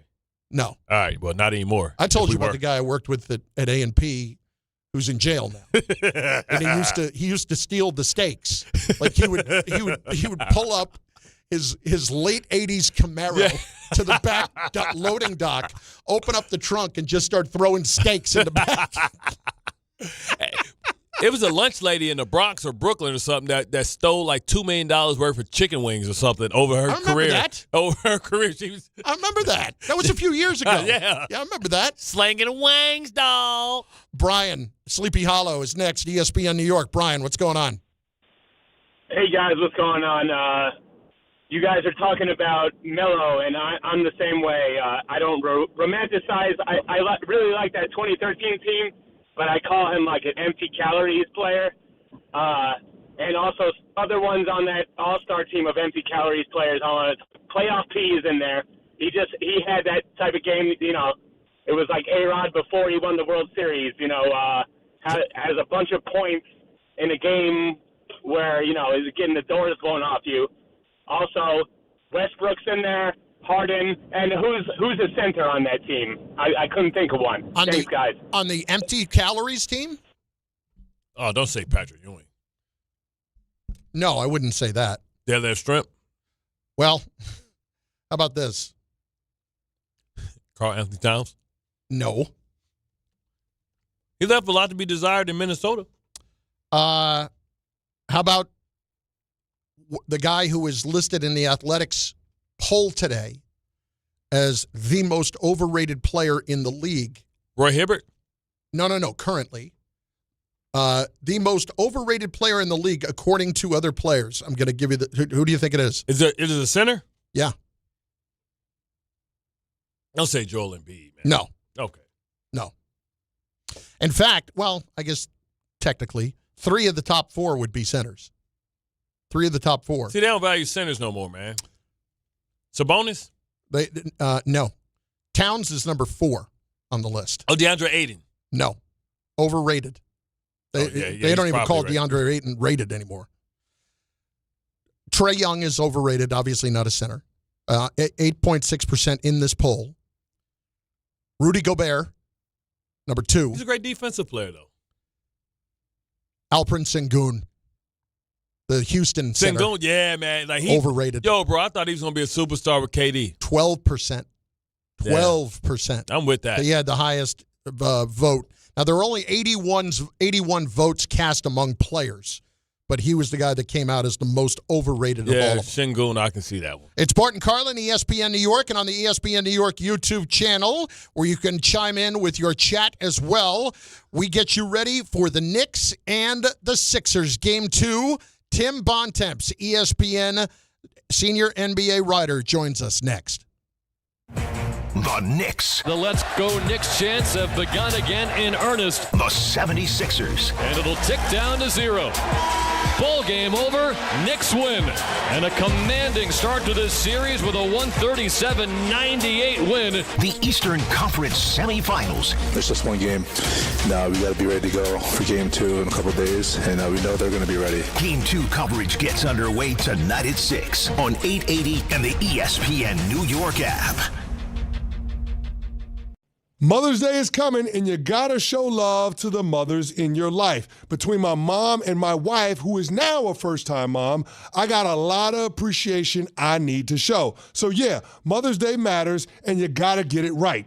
That's why I'm sending farm fresh flowers from the Books Company. Right now, get 25% off with my code CANTY. Books flowers are cut fresh, so you get bigger, brighter blooms that last way longer. They've got incredible flowers. Some are even grown on the side of a volcano. And the best part, Bouqs makes it easy. Pick the bouquet, the delivery date, and you're done. No last-minute panic. That's why Bouqs has over 55,000 five-star reviews. With 25% off using code CANTY, grab flowers for your mom, your wife, and grandma too. Mother's Day is May 10th, so don't wait. Go to Bouqs.com, use code CANTY for 25% off. That's BOUQS.com, use code CANTY. Bouqs.com, code CANTY. Tricon Construction is expanding across New Jersey, taking on larger, more complex commercial projects and delivering at a big league level. If you're a developer who values precision, accountability, and execution, you need a construction partner who understands what's at stake, timelines, capital, reputation. That's Tricon. They're building the right way with experienced leadership, disciplined project management, and a team that shows up ready. Serious projects, serious results. Visit TriconBuilds.com, TriconBuilds.com. Wait! Before you change the station, listen to this. 1-877 Cars for Kids. KARS Cars for Kids. 1-877 Cars for Kids. Donate your car today. Donate your car at carsforkids.org. That's cars with a K. Pickup is quick and easy. You'll also get a vacation voucher and a tax deduction. 1-877 Cars for Kids. Donate your car today. You make sure his toys don't have any sharp edges. You taught her what to do when the smoke alarm goes off and to wear a helmet when she rides her bicycle. You do so much to keep your child safe. But are you using the right car seat for your child? Car crashes are a leading killer of children ages 1 to 13. Protect your child's future at every stage of life. For information on the right seat for your child, visit safercar.gov/the right seat. Sponsored by the New York State Governor's Traffic Safety Committee. Prizes, flyaways, even cash money. You want it? We've got it. Find a list of all contests and official rules by visiting ESPNNewYorkContests.com. That's ESPNNewYorkContests.com. This is Don, Hahn, and Rosenberg. This is no longer a one-off, guys. No, this is now a trend in the playoffs for them. If I've got the orange and blue sunglasses on, if you want to say that about me, fine. You heard Tim Legler yesterday. He doesn't see a better team in the East. Jay Will said it this morning. When you watch the Knicks right now and the way they play, that's a team you can see going for a championship. Don, Hahn, and Rosenberg. Weekdays at 3 on ESPN New York and streaming live on YouTube. Rich Eisen here. PayPal is now the official peer-to-peer payments sponsor of the NFL, which means all the money moments that fandom creates, whether splitting tailgate costs or chipping in on tickets and game day food between friends, are covered. Wherever the game is played or watched, PayPal moves with fans. You can send money through text, email, or directly to your friends with eligible accounts on Venmo. Just download the PayPal app and share all the moments that matter. Account with PayPal is required. Not available in all regions where PayPal operates. Harry Douglas here. Game day brings the excitement. Your stay should feel just as memorable. With Marriott Bonvoy, official hotel partner of the NCAA and U.S. Soccer, you're connected to a portfolio of brands designed for how you travel. Some offer complimentary breakfast, others give you room to spread out, space to stay productive, or extended stay comforts. So whether you're a traveling fan or part of the team, Marriott Bonvoy celebrates the moments that live on before and after the game. Marriott Bonvoy, where game day checks in. Game 2, Knicks Sixers tonight, 7 o'clock on ESPN. And, of course, it is right here on 880 ESPN New York beginning at 6 p.m. with all the coverage. Mets will be over on 1050. Tim Bontemps, ESPN senior NBA writer, joins us right now. Tim, it's Bart Carlin. As always, we appreciate it. How you doing, brother? Doing well, guys. How are you? We're good. First things first, and I got to get this out of the way. You picked the Sixers in 6. Explain yourself. Well, if the Knicks are going to shoot 75% and the Sixers are going to be horrendous and exhausted several games, yeah, then I will look terrible, and I might look terrible anyway. But I didn't love the matchup for the Knicks. I would have picked them to beat Boston. I think they were built to beat Boston. I think the Sixers do present them some unique challenges. Those did not present themselves in Game 1. The Knicks were awesome. They are on a heater right now. And if they keep playing like that, they're going to win the series, and I think they're going to cruise in the next one. So it will be very fascinating to see what happens in Game 2. Hopefully Bart is okay back there. Bart, when you said the next series, it killed him because he's a Pistons fan, so he nearly died and choked on his own. Oh, I do think his team is going to win its series, but but yeah, we'll find out. I think a lot about this series tonight. I mean, the Knicks obviously coughed up Game 2 with a very bad fourth quarter against Atlanta. The Sixers got beat in similar fashion in Game 1 against the Celtics and came back and played great in Game 2 and won that one. And I think we'll find out tonight a lot more about where this series is at, because I don't think there's much really to take away from that first game in terms of what to expect going forward. Okay, so what are the challenges that would have you the most concerned if you're the Knicks going into Game 2? I mean, look, if the Sixers are hitting shots, which they've done in 5 of the 8 games they played in the playoffs, they're 4-1, right? And they play very well. And when the Sixers don't hit shots, it tends to go really badly, which is what's happened in the 3 games they haven't hit shots. Games 1 and 4 against Boston and Game 1 against the Knicks. Like when they lose, they tend to lose pretty badly. And when they win, it's because they're making shots. And that starts with Tyrese Maxey and Joel Embiid. And I thought in Game 1, I didn't think the Sixers did a good job at all of getting Tyrese Maxey going. There's times when they'll defer too much to Joel Embiid. I think he did that early in the game. He only had 1 shot in the first quarter, and I think 3 in the first half. I mean, that's just not going to get it done if the Sixers are going to win this series, because the Knicks don't have a matchup for him that they can really slow him down. So he needs to be much more aggressive. And Embiid's got to play way better. I mean, he might have had the best 3-game playoff stretch of his career in games 5, 6, and 7 against Boston. As you said, he and the rest of the team looked totally gassed in Game 1. They didn't show up. They didn't play well. He's got to be way better in Game 2. He could draw fouls on Karl Towns. I thought it was interesting. The Knicks started with Towns on Embiid, and he got 2 fouls in about 3 minutes. It could have easily got another 1 or 2 in the first quarter. If they keep him on Embiid, I think Karl's going to remain in foul trouble, which is probably not great for the Knicks going forward. But look, I think it's a really close series. I went back and forth on Knicks in 7 and Sixers in 6. Ultimately picked the Sixers, but there are some really interesting stylistic matchups and mismatches on both sides. And like I said, I'm really interested to see if we get a much better game tonight and if Philly can find a way to even the series, or if the Knicks, continue the way they've played the past several games and maybe they've just really found a combination of stuff that's going to be pretty devastating to stop. I was at the game, and in between the liquor and the veggie dip, I would occasionally look at the game, and it seemed like the game really shifted when Cat got the second foul, because I think it opened it up for Brunson. Brunson took over because now it's like, okay, my ball, I don't have to play the way we've been playing lately, and he kind of went off, and he was able to create so much space even when Paul George was on him, because Paul George, even though he's a great defender, the stop and start of Brunson was enabling him to get his space. But something that I noticed that I'm sure some other people have noticed, when Mitchell Robinson is in Joel Embiid, he settles far too much. I think because, Mitchell's ability to kind of stay in front of him, but also not to be bullied and pushed back as easy. So what do you think about that adjustment, and how do you get Embiid off of, or Mitchell off of Embiid? Yeah, I mean, look, I would say, Embiid got 4 fouls drawn on Mitchell Robinson and Karl Towns in the first quarter of Game 1, right? I mean, Ariel Hukporti had to come in the game before the quarter ended. So, I wouldn't read too much into Joel settling for jumpers in Game 1. He didn't play with a lot of energy in Game 1. He wasn't trying to move around much in Game 1. It was pretty obvious from the jump.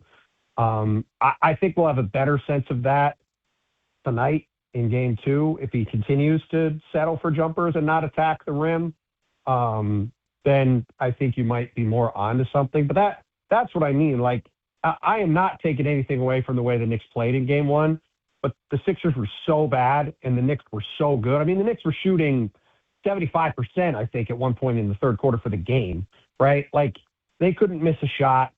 The Sixers couldn't make a shot. The game was not competitive. I suspect we'll learn more about this series tonight.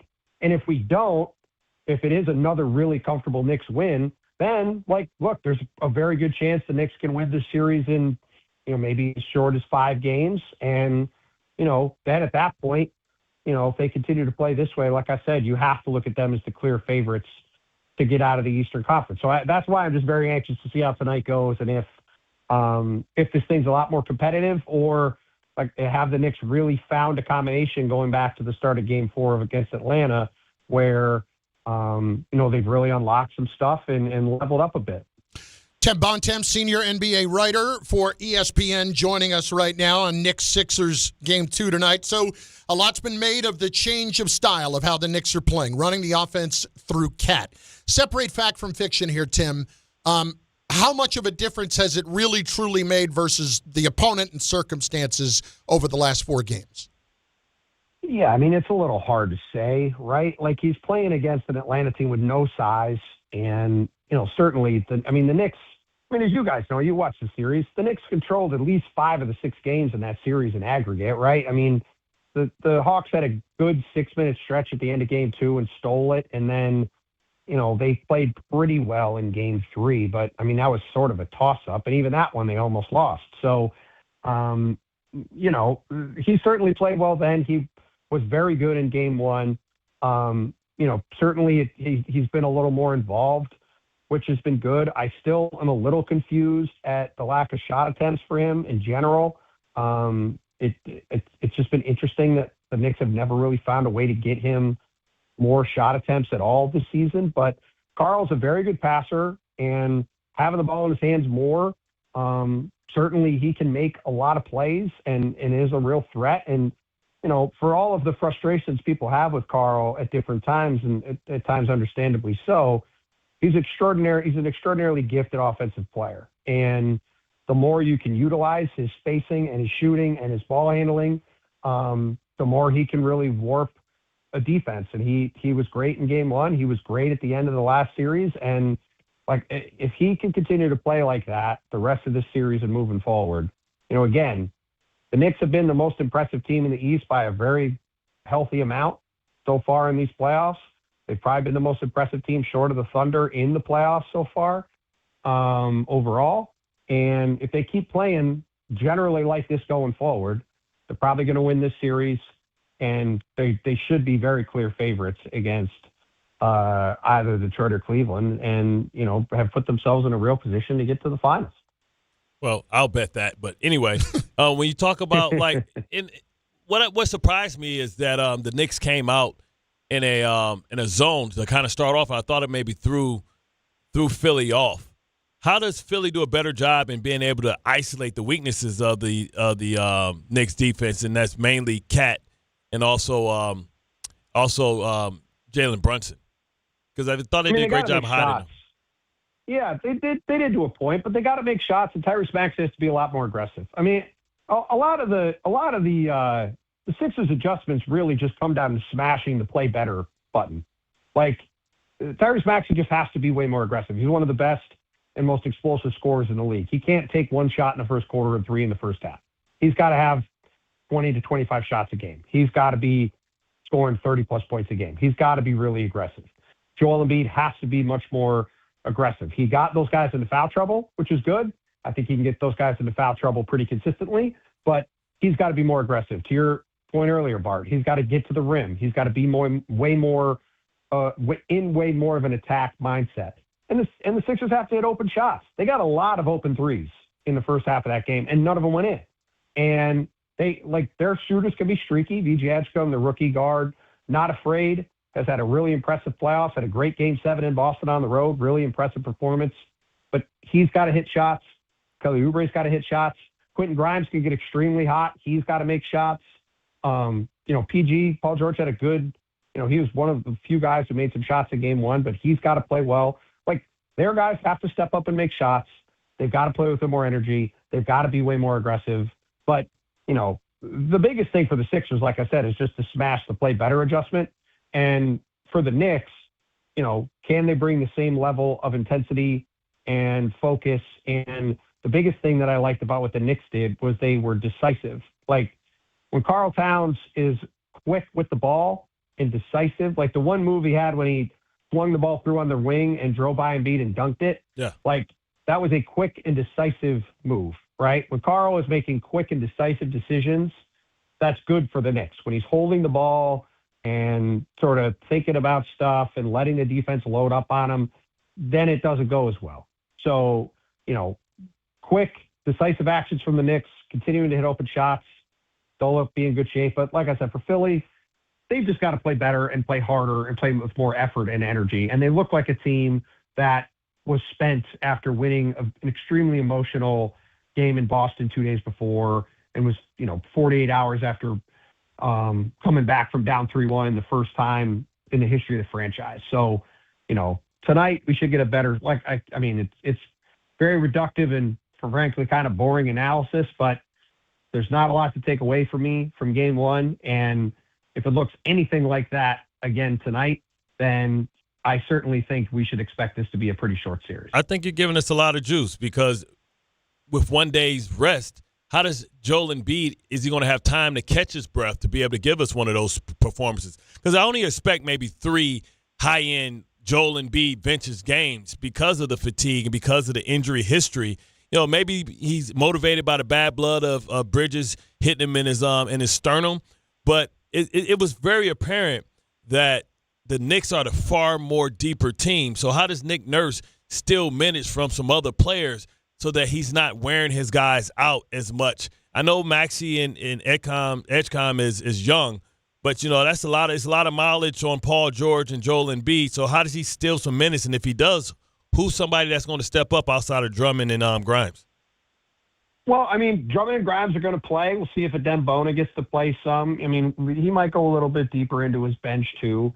But look, frankly, I think if you're the Sixers, if you're going to lose game one, I don't think it's the worst thing to lose that game by 1 billion points, if for no other reason than, to your point about the minutes, the fact that Nick Nurse could just punt that game with 8 minutes to go or 6 minutes to go in the third quarter and essentially just give those guys the rest of the night off. I'm not saying you want to lose a game by 45. Obviously, you'd rather not. But I think that's, if you're just looking at the aggregate of a series and if you're expecting this to go 6 or 7 games, it's probably better off to say, you know what, we're getting our butts kicked today. This is not competitive. Let's just shut it down, give these guys the rest of the night off, and hope they come back with more energy in game two. And like I said, I would go back to the last series where the Celtics, they played Sunday afternoon of the first weekend in Boston. They absolutely trucked the Sixers. It was not competitive. Walked out of the building thinking, man, this series is going to be short. Had no idea if Embiid was going to play, and did not think that the Sixers were going to come back and win game 2 2 days later in Boston. And the Sixers played unbelievably well and won the game in the fourth quarter. So, would it stun me if Philadelphia comes back and does the same thing again today? No, but the Knicks are obviously playing at an extremely high level and playing really hard and, hit every shot they could in game one. And again, if they keep playing like they did in that game, it's going to be very hard for any of these other 3 teams in the East to beat them 4 times out of 7. And frankly, if anybody but Oklahoma City is in the finals, I think they're going to have a real shot to win then too. Headline here, Tim Bontemps picks Nick to win the finals. Thank you. Your Q rate in Detroit just fell. Just to let you know. Senior NBA writer Tim Bontemps, and of course of the Hoop Collective podcast with Brian Windhorst and Tim McMahon. I say this all the time, and I can't emphasize it enough. You want to get smarter about basketball, you listen to the Hoop Collective podcast with those guys because they do an absolutely fantastic job. It's Bart Carlin, ESPN New York. Bart breaks down his remarkable disappointment in what he just heard next on ESPN New York. The Knicks. The Let's Go Knicks chants have begun again in earnest. The 76ers. And it'll tick down to 0. Ball game over. Knicks win. And a commanding start to this series with a 137-98 win. The Eastern Conference Semifinals. It's just one game. Now we got to be ready to go for game 2 in a couple days, and we know they're going to be ready. Game 2 coverage gets underway tonight at 6 on 880 and the ESPN New York app. Hey Yankees fans, gather a group of 10 or more and take advantage of our 2026 Yankees group ticket specials. Whether you're getting together with family and friends, organizing a fundraiser, or entertaining clients, your group will love bonding over the Bronx Bombers. Start planning your 2026 group outings today. Log on to Yankees.com/groups. Call 212-YANKEES or email us at groups@Yankees.com. That's 2026 group tickets. Call 212-YANKEES or visit Yankees.com/groups today. I'm a dog, and my job is to make you happy. So I recommend Optimum Fiber for your home. It's famously fast, way better than flaky 5G home internet, which can slow down the more people or dogs are online. So switch to Optimum Fiber, starting at only $25 a month with a 5-year price lock. Call 888-4-OPTIMUM or visit Optimum.com today. That's 888-4-OPTIMUM. Gus, fetch! I gotta take that. Terms apply. See Optimum.com for details. The New York City Department of Correction offers countless career opportunities, from specialized units to leadership roles that support public safety and change lives for the better. It starts with one step: registering for the New York City Correction Officer exam. Earn over $109,000 after just 5.5 years. Benefits on day one, job security, pension at any age after 22 years of service. Go to nyc.gov/joindoc or search Join DOC. One career, many opportunities. Register today to take the test. If you're heading into summer without a medical emergency kit, you're taking a risk most people don't think about until it's too late. Summer colds linger and can turn into sinus infections that last for weeks. Getting sick right now before vacation can derail everything. And when you're traveling, finding a doctor and pharmacy is stressful. That's why I ordered a medical emergency kit. It's like having urgent care and a pharmacy right at home. It includes essential prescriptions like amoxicillin and generic Z-Pak to treat a wide range of common and serious illnesses. So if you wake up sick at home or on the road, you already have what you need. No waiting for your doctor, no hours at urgent care, no pharmacy lines, no copays. Just match your symptoms to the right prescription in your guidebook or call their telemedicine doctor standing by. Start on your meds sooner and feel better faster. Every home needs at least one medical emergency kit. Order yours online in minutes and it's shipped to your door. And save $45 with my promo code 880 at urgentcarekit.com/880. That's promo code 880 at urgentcarekit.com/880. This is the Michael K. Show. I hate to say it because I don't want to start a fight with my wonderful co-hosts who listen to the show. A lot of you people, man, really down on Cashman for years. Really down on him. He's a really good GM. I know he hasn't given you the championship you want, so I understand the angst. But for those that paint him as a guy who knows nothing, he is a really good GM. The Michael K. Show. Weekdays at 1 on ESPN New York and streaming live on YouTube. Michelle Smallman here. PayPal is now the official peer-to-peer payment sponsor of the NFL, which means all the money moments that fandom creates, whether splitting tailgate costs or chipping in on tickets and game day food between friends, are covered. Wherever the game is played or watched, PayPal moves with fans. You can send money through text, email, or directly to your friends with eligible accounts on Venmo. Just download the PayPal app and share all the moments that matter. Account with PayPal is required. Not available in all regions where PayPal operates. Smalls here. What if you could enjoy the flavor of a cocktail without the alcohol? Meet RK Zero Proof, a pioneer in the alcohol-free spirits category that delivers bold taste and a warming sensation, but with zero alcohol, zero sugar, zero carbs, and zero calories. So you can celebrate with friends, unwind after a long day, and wake up tomorrow feeling great. It's all the ritual of a drink without the regret. Discover RK at rkbeverages.com. That's ARKAY beverages.com. RK, the spirit without the alcohol. Programming alert. Today's Mets-Rockies game can be heard on 1050 ESPN at 8:30 p.m. Game 2 of the Knicks and 76ers can be heard on 880 ESPN New York at 6 p.m. And all games can be streamed on the ESPN New York app.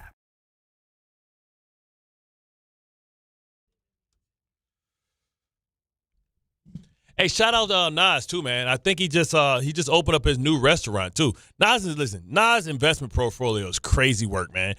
Invested in Tubi, invested in I think Ring early on and stuff like that, man. Like hip hop's growing up, man, and it's not just Jay-Z that's out here making big moves, man. So shout out to him. He also his casino is the one that got approved as well. So he got a new luxury restaurant. I forget the name of it, but I'll look it up. But shout out Nas because he is trying to rule the world. He damn sure trying to rule the East Coast. Bart Carlin, ESPN New York. Looking at Khalees, man. I don't know. He's tripping. Take his peanut butter right now. You a little bit annoyed at what Tim had to say? Yeah, Tim. Just decisively. I don't think it's personal to Tim. I mean, Vegas has got the Knicks as the favorite, a considerable favorite to come out of the East right now. That's because the Pistons, they didn't think they was going to make it past Orlando, which was a bad matchup for them because of Orlando's size. Now, how can they? I'm going to look while we're talking about what it is right now. How can you be the favorite? Like to win the East, I think it's $450 for the Pistons, and I think it's like 180. It's like 180 for the Knicks. I will pull it up for you right now. Like, how you gonna say that when we've been putting belt to ass? You know what I'm saying? We've been putting belt to ass all year against them, and all of a sudden, they better than us. So the Knicks to go to the NBA Finals are plus 115. Yeah, and the Pistons are plus. No, Pistons are plus 190. So it's not that much bigger. All right, I saw one on ESPN. It was disrespectful, highly disrespectful. Well, there's also to win the championship. It's Knicks plus 450. 450. Yeah, no, win the championship. No, Pistons are plus 1,600 to win the championship. I'm betting it. There's no 450. The Cavaliers to come out of the East are plus 470, and the 76ers are plus 1,100. They had Cleveland before the Pistons. Listen. Not here. This is I'm looking at FanDuel right now. Because the Pistons have. Pistons got to take care of James Harden, and I don't like sometimes how Mobley and Jarrett Allen just seems to give them fits, but they got in foul trouble early. If those two guys can stay on the court, it poses trouble because they're both bigger than Jalen Duren, and they take them away from the basket. Tobias Harrison or Mobley is a mismatch for them. I got to give you this though. As much as we've been knocking Duren, when it mattered last night, Duren got it done. Yeah. There was some great passes by Cade, gave him basically layups. I'm saying the two-man game was fantastic. Yeah. When it mattered. When it mattered the most, Duren was there last night. That's true. I think he got his confidence back because he trolled Andrew Reese. But he put his stats against him and her stats in her first game. I guess he scored 8 points. You can tell he's really hurt, man. But Wendell, at the end of the day, he's saying, I'm getting the butt cheeks. You know what I'm saying? So whatever. You lost. I took your girl. So you know what I'm saying? It ain't. And then I go on Fifth Avenue. Angel Reese, she got this whole big Victoria's Secret thing coming in the summer. So she ain't tripping on that. But hurt people, man. And Jalen Duren's hurt. So I'm hoping that he hurt somebody in the Cavs because I can tell that ain't nothing worse than a dude. But you can't be putting that all on display, how much you're hurting. Yeah, but even if you are hurting, you can't put it all out. She left you for a dude that played the same position as you, too. You know what I'm saying? There's no getting around it. It's not a good situation for him. And then she trolled you the first. She trolled him the first one. Play my song. He was hurt, man. My boy need counseling. We need Jalen Duren. We need somebody to come start hollering at Jalen Duren. How do we know he didn't screw this up, though? How do we know he didn't screw it up? It don't matter, man. She's staying in the family. She's just gonna date nothing but basketball players. She ain't gonna date nothing but basketball players. You can't go date. Beckett. Maybe she got hurt by him pretty considerably and decided, you know what? Go get a tall. That's how it's gonna happen. Go get a tall football player or something, man. Go talk to John Carlos Stanton or something, man. Why you gotta sit up here and mess with a basketball player in the Eastern Conference? Again, maybe she's just getting revenge. Right. I do not mind spite. I think spite's incredibly underrated. As a motivating factor in life, I think spite is amazing. Well, I'll tell you what. If I'm Jalen Duren, she'll go from my girlfriend to my stepdaughter. So I'm going for your mama. No, I did the math there. I caught what you were talking about. Yeah, how about that? That's the best, Duren. That's the best way to get back to her. And then don't invite her to Thanksgiving because she makes you uncomfortable. Delonte West, huh? All right. I'm pinning cases on all you. Shout out, though, man. Bontemps, I don't feel you. I ain't feeling you, dog. Ant in Newark. Ant, what's going on? Ant-Man. Yeah, that's me. I had something else, but Bart is hilarious, man. So real quick on the Angel Reese, listen, she did Duren a favor. Let's just say she's a very friendly woman. But that's not what I'm going to talk about. Bart said something about the ShopRite and, Bart, you said Morristown and Cedar Knolls. I just left from over there. I used to do security in there a while back, maybe about 6-7 years ago, and they got a bar situation in there. They got a spot where you can buy wine, and this is why I say it is bougie, because so there was a brother, you know what I'm saying, trying to just wait. It was a brother trying to holler at one of the bartenders, nice warm glass of milk, and they got him up out of there. But because I didn't really do nothing about it, they got me up out of there too. So I'm like, yo. You went down, you're supposed to tase him, son. You're supposed to tase him. No, but let me tell you, because I don't want to take up too much time. Just to go a little bit into it. It was his birthday. So, and he was one of the cleanup guys. So he had a little shot of something, maybe some ham, maybe some jack. And he was feeling nice. He was like, listen, man. It's my birthday. I'm like Denzel said, I'm leaving here with something. Yeah. And I kind of I didn't see it. You know, Bart, when you from the hood, you don't really see them as a threat, but other eyes, other people see it as a big problem. Well, she was trying to get a case from HR, baby. You know what I'm saying? That's how you get that payout. Yeah. Yeah. I'm not even playing the disclaimer. I'm not even bothering. He should have tased him. No, he got fired, man. I know. On his day off. That's how you get fired on your day off. Bart Carlin, ESPN New York. He like, they fired me because I ain't do nothing. Wednesday with Don, Hahn, and Rosenberg. The show is live from Stout, NYC, ahead of Game 2 between the Knicks and 76ers. We need to be proud and happy of the result we bring in the playoffs, and I think right now we're seeing a culmination of the trials and tribulations we went through in the season to be at this point. If you're going to the game or want to feel like you are, stop by Stout, NYC, and see Don, Hahn, and Rosenberg today at 3 on ESPN New York and streaming live on YouTube. Knicks fans, it's time to hit the court with BetMGM, an official sports betting partner of the New York Knicks. Download the BetMGM app today and add a boost of excitement to every New York game day with same-day parlays, live betting options, player props, boosted odds specials, and the best daily promotions in the business. With the BetMGM app at your fingertips, you can experience the excitement of betting on your favorite players and get in on all the blue and orange action as your New York Knicks drive the lane. Find out why basketball fans... Happy birthday, Dad. I tried to go for a million because I think that's how old he is, but I couldn't make it. I stopped counting. I kind of blacked out. It's like when you do it, I almost feel the strain for you. It's like when your wife's pregnant, the guy gets all the cravings. Yeah. I felt like I was feeling it for you right there. I gained 10. It's Bart Carlin on ESPN New York on the ESPN New York YouTube channel. Slight technical issue that they're getting worked out there right now, but you should definitely go back there and check out the show. There are a few different things to get to, and obviously the primary one would be tonight, and that is the Knicks getting ready for a Game 2 against the Sixers and what the primary concerns here are. For me, it is Tyrese Maxey. I understand what Joel Embiid is when he is at his best, and I just assume that at some point in this series he's going to have at least maybe 3 really, really good games, and I would expect tonight to be one of those games.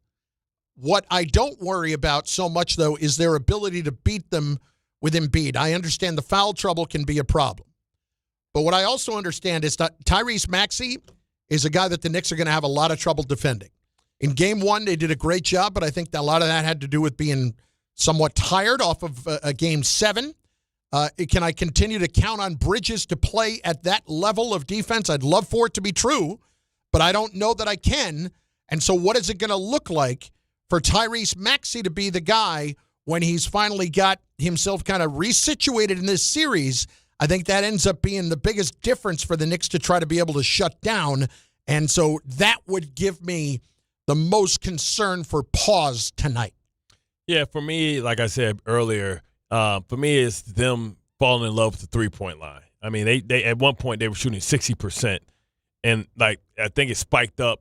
I mean, I think they shot like something like 63% for the entire game, but they were shooting like 70% from three for a while. And sometimes you can't fall in love with that, right? Because that's not real, right? We think that's a high percentage shot, but it really isn't. I like that they were aggressive. I like that Cat was aggressive going downhill as soon as he got the ball.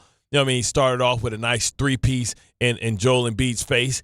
And I think if they kind of keep the aggressiveness downhill, and it'll open up some 3 points, but don't fall in love with the three-point shot because you may have that. And on the flip side, you look at what the Knicks, their three-point defense is not great, right?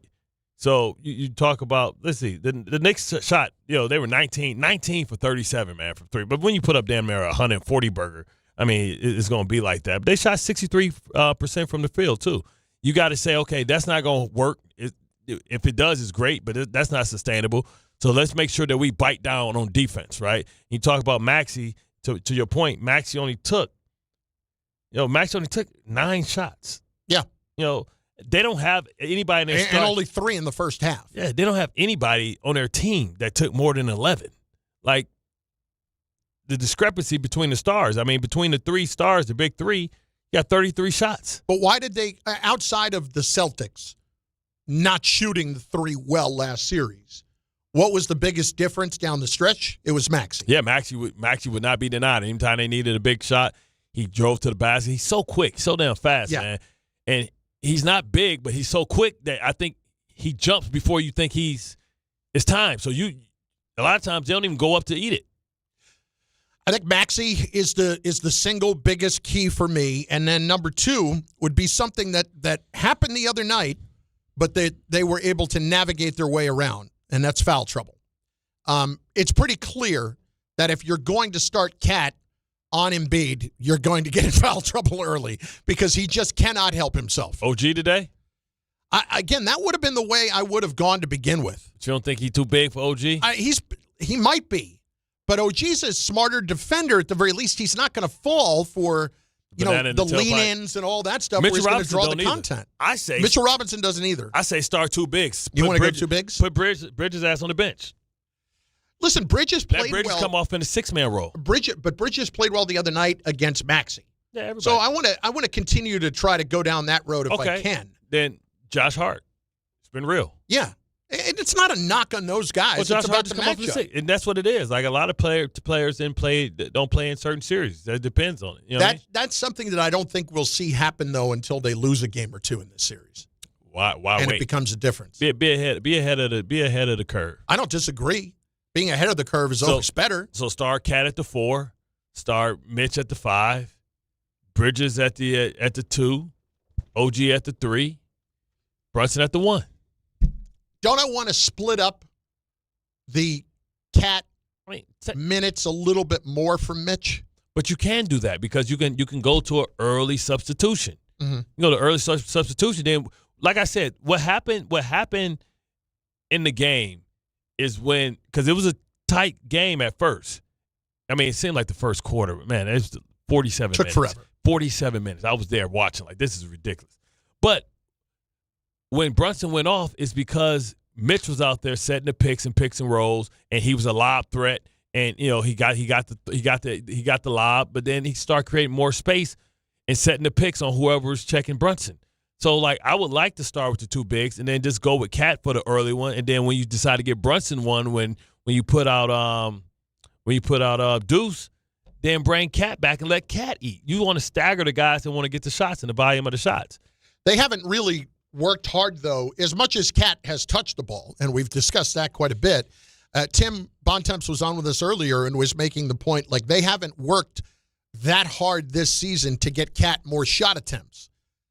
I don't even necessarily think that's the biggest deal in this series. I think as long as the offense continues to run the way it does, even though the opponents, you have to factor that in, I think you have to keep riding what is working until it doesn't. Yeah.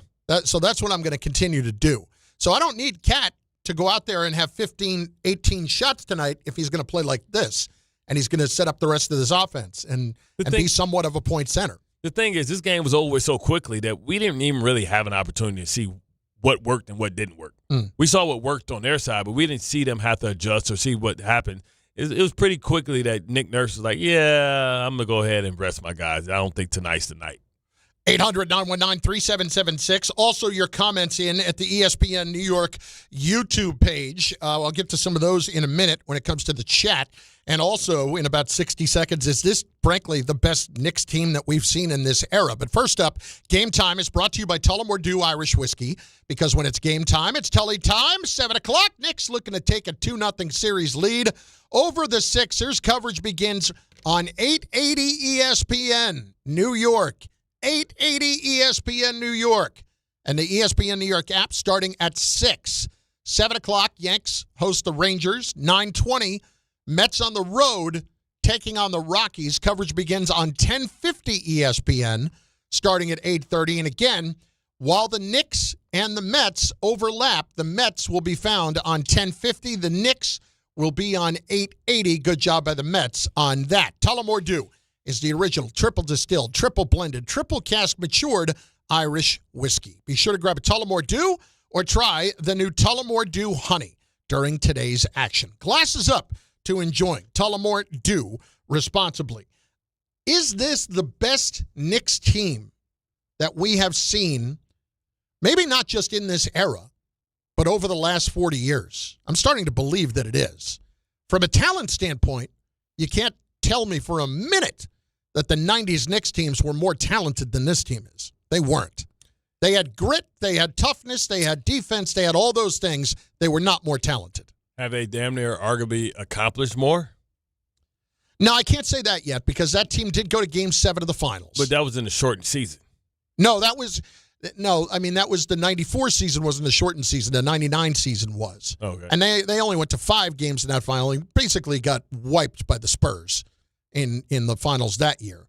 But the Rockets year, while Jordan was out playing baseball, was when they had the chance to win the championship. That's still accomplishing more than this. But this team, it might be a better overall team. Well, it's more talented. Yes. I mean, but is it a better overall team yet with the way it's playing right now? I would say they're more talented. I wouldn't say that they had the best player. I don't think it's a player out there now that's a better player than Patrick Ewing. I would agree with that. More dominant than Patrick Ewing. So when you have the best player, you don't need you just need supporting cast. And those Knicks teams were cohesive. Everybody knew their role. They played their role. Well, what was the big argument at the time, though, was that Ewing never had another star to play with. Yeah, but he had a bunch of good players around him.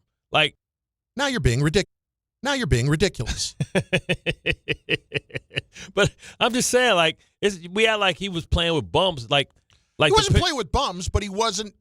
Again, the ultimate support of Ewing was always that he was not playing with the best talent around him or with another star player, another around superstar. him. Or even star. Like Jordan had Pippen. Really, who was the best player that Ewing played with? Isaiah had Dumars. But who was the best player that Ewing played with? Starks? Nah, man. Starks, no. We love John Starks. Oak was great at what he did. Yeah, Anthony Mason was a utility guy. Like, he was a six-man specialist type of guy. That's a hard question to say who was the best player that It might have been Derek Harper. It might have been. Yeah. But that's the point. This morning was unstoppable. Yes.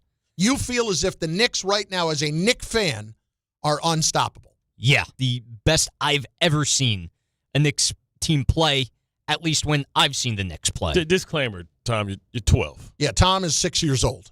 So thank you. Yeah, the best team that Tom didn't see Melo play. He wasn't born yet. Well, let's put it that way.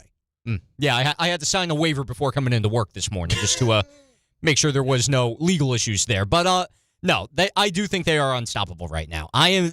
They are playing at such an elite level. They're like on the top of Mount Everest right now. There's no one in the world that can stop this team the way they are currently playing. I don't even think Detroit would give them a problem. Now, watch your mouth. Well, that's going to be a whole nother thing, all right? When you get there, if you get there, but when you get there, it's going to be a whole nother thing because it's going to be more about the Knicks getting pumped. Toughness. That's why I want Joel Embiid and Paul George to kind of muck it up a little bit. They got to get ready, man. This is like Will Ferrell and Get Hard. You know what I'm saying? We prepping them to get right. I don't disagree that you would like to see them have to display some more toughness on the way there. And a lot of Knicks fans feel like the biggest problem going into tonight, as we were talking about earlier, is not Maxey, it's not foul trouble, it's not any of that stuff. It's that they expect the Sixers to try to do just that. That Embiid does something that's a little bit questionable. Does he get under their skin? Yeah, and gets under the skin and starts to instigate a little bit while claiming innocence, under the guise of trying to protect himself from his injury of the other day. Do you have that clip, Tom, that Embiid talking about his injury from when he got clipped in the sternum the other day by Mikal Bridges as he went by? Here it is. I got hit on it. I don't know if it was obviously based on what's been going on. I guess I got to protect him more, so I don't know if it was dirty or not. So yeah, I guess I got to do a better job of protecting my, especially that part. Do you remember the play that happened? Was it a screen at some point? Yeah, it was off the screen. I don't think that was necessary because screen, Tyrese was already gone and it was kind of like, after the play. Just felt like it wasn't necessary, but we move on. It's whatever, it's playoff basketball. So, if that's the reality of it, I guess we got to go out and be physical too and do it too. Physical too. I love beef. Got to protect myself. What's beef? Beef is when afraid to walk across the street. Beef is when I see you. Guaranteed to be an ICU. Ho-ho! That's what I'm talking about, baby. That's basketball, man. I love that the refs are letting them play a little bit. But do you think that's a big concern for the Knicks at this point? Mm-hmm. That they get sucked into something like that? Well, watch Joel with them elbows. Watch with the elbows no on the doubt. rebounds. He's been known to swing an elbow or two.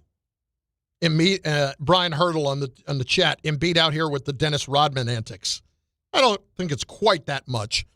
He does do more than his share of flopping. But you know what and you he does, clip you on the arm and make sure that you get a little chicken wing and this and that here. See, the thing is, if you go at Brunson, he built like a tailback, so he can take it. You know what I'm saying? They take Maxey little ass out the air. He might mess around and be an ICU. Guaranteed to be an ICU. See how I did right there? I caught that. Well done. I surprise myself sometimes. Last thing on this game tonight, and really the series in general. What would have to happen for you to feel remotely uncomfortable in this series for the Knicks? In this series, I don't think I can be uncomfortable. If they're You're down 2-1 again? Nope. You're not more uncomfortable than you would have been against the Hawks? I was not uncomfortable there. No. Down 2-1 to the Sixers going into Game 4 in Philly, you're not uncomfortable. I expect them to tie it up in Philly. And I expect Jada Kiss. So basically what you're telling me is Joe. you would not be uncomfortable until they're down 3-1. I wouldn't be uncomfortable until it's 3-1 with the down 10 at the half? Yeah. I just think that this team has been through a lot together. They got a lot of collective scar tissue. And I think that this Philly team hasn't been in deep waters with each other yet. So, and they haven't played a lot together, so they don't have that collective experience about, hey, remember we got out of this way and we did that, and remember you took that shot or we set that up, or this is the play that we ran. They don't have that because they've been hurt the entire year. So they don't have that chemistry when it comes down to the details, in my opinion. 800-919-3776, 800-919-ESPN. I want to hear a little bit more sound here from the Knicks. First of all, I thought this was very interesting from Mike Brown yesterday about the expectations to get to the final. People have talked about a mandate. I'm coaching to win. Doesn't matter what others say. Disappointed if we're not in the finals and having a chance to win it. Been fortunate, blessed, lucky to be in the 6 finals with 3 different teams. Fortunate, blessed, lucky to be a part of 4 championships. And it's the best feeling in the world. I know that's what I do it for. All right, easy on the 4 championships. 4 championships. You didn't get the Captain Kurt ring, man. You got the Scotty ring. But having said that, not worried about the mandate of going to the finals, but I'm going to be disappointed if I'm not in the finals. Of course he is. We all are, because it's supposed to be the year that the entire league deemed that they will be in the finals. He has done an amazing job in a 4-game stretch of taking himself off the hot seat, because he was very much on the hot seat down 2-1. Brother, get right back hot. Oh, it can happen again. This New York Heat is hot all the time. It's in Flago in 0-60. And Dolan Heat, too, because he's the one that put it out there that he expects him to win. Why wouldn't I expect more than what I got last year? When I made a change of a guy that went to the conference final. And you told me to double down on a guy. Yeah. which that guy. And I went and got you Clarkson. You wanted a 6-man, instant scorer. Whether he worked out or not, I went and got it for you. And listen, you doubled down on Bridges. And you not just made the trade with the 5 picks, but then you paid him as well to make sure he's going to be there. So with all of this is just the expectation of getting to the finals and the way they're playing right now, it's hard to imagine that that's not a fair expectation. Now, we will get to next round, and we will have plenty to talk about with the Pistons and how physical of a series that would be. What about Cleveland? Don't do this. Don't be humble, Bart. Like, that's not what we signed up for. That's not why you're here. You're here because of you and Sal Pal in New England. That's why you're here. I remember the name. Of the and show, you're incredibly engaging. That's also why you're here. I remember the name of the show, too. What was that? Negroes in the Wild.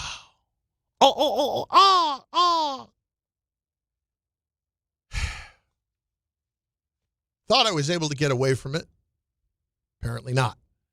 You said I got a Negroes in the Wild. That's not at all what I said. Not even in the ballpark of what I said. Carmen Diego outfit on. You are wearing what appears to be a light tan matching shirt and pants. First of all, that make you look like if you put a hat on, you would be leading a safari. And that would be for anybody of any color, in any race, in any place in the world, they would look like they were about to lead a safari.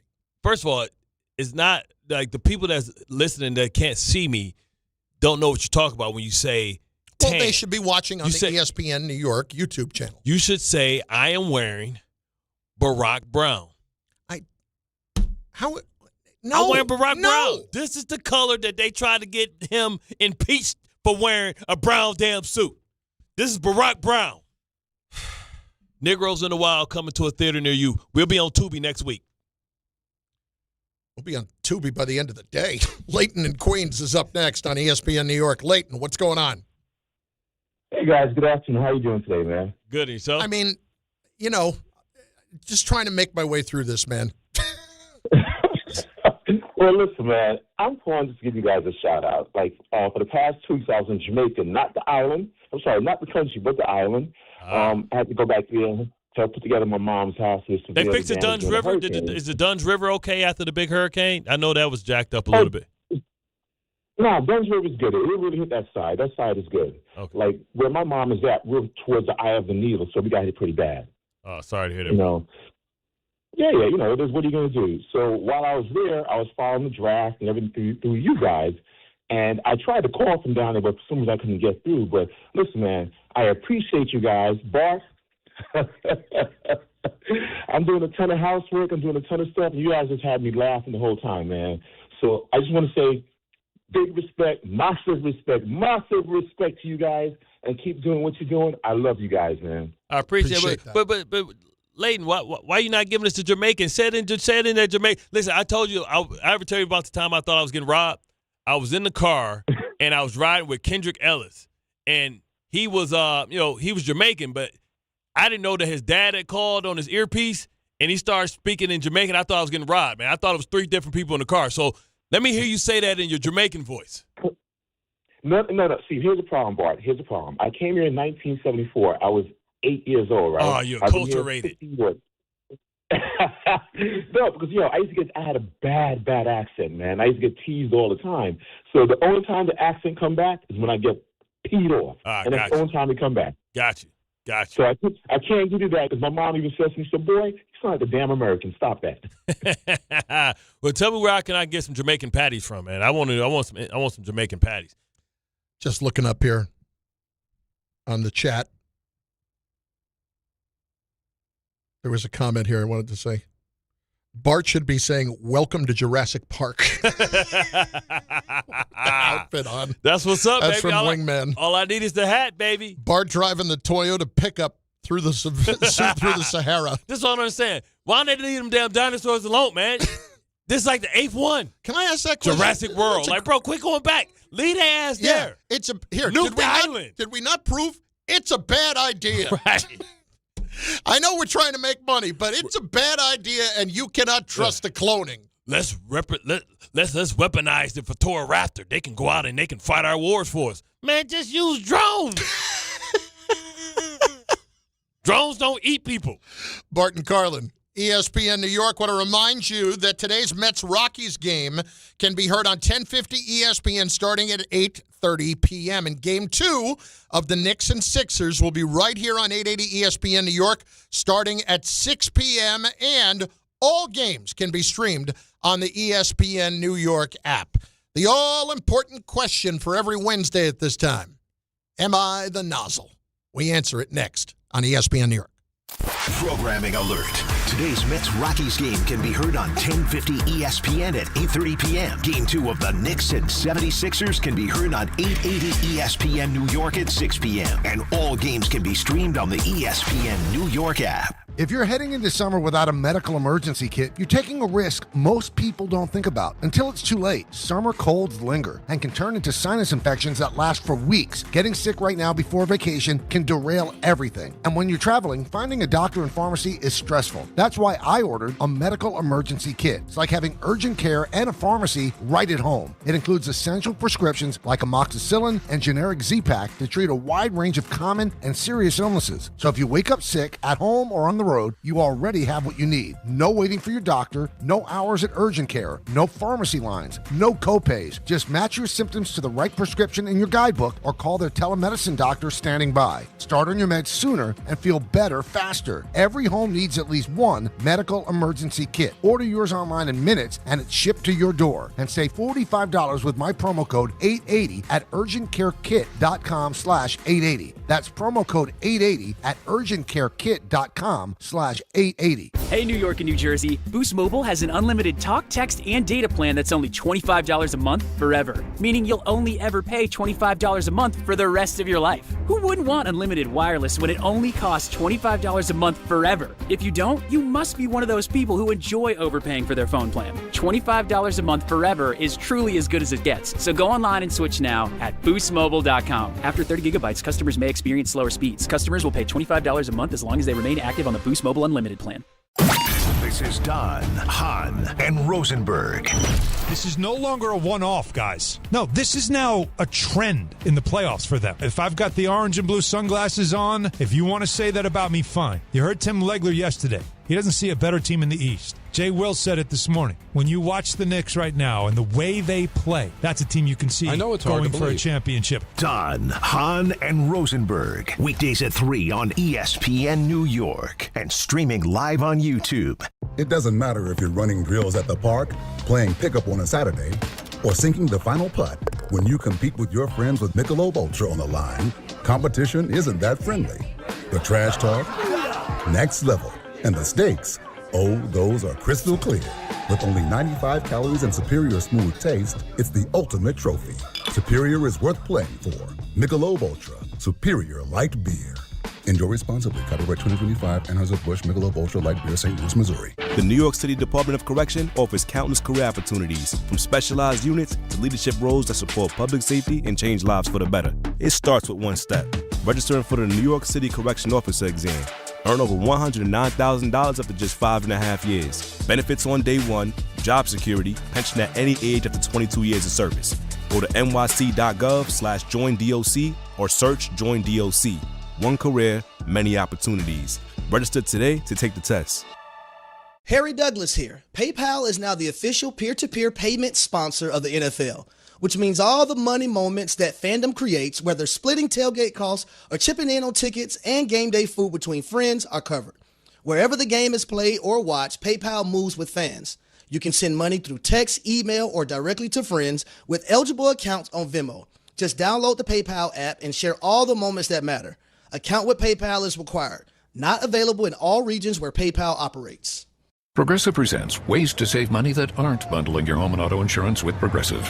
Thanks again for taking me to the game, man. I can't wait to get in there. By the way, what's in the bag? Oh, I bring my own hot dog and peanuts. Saves a ton.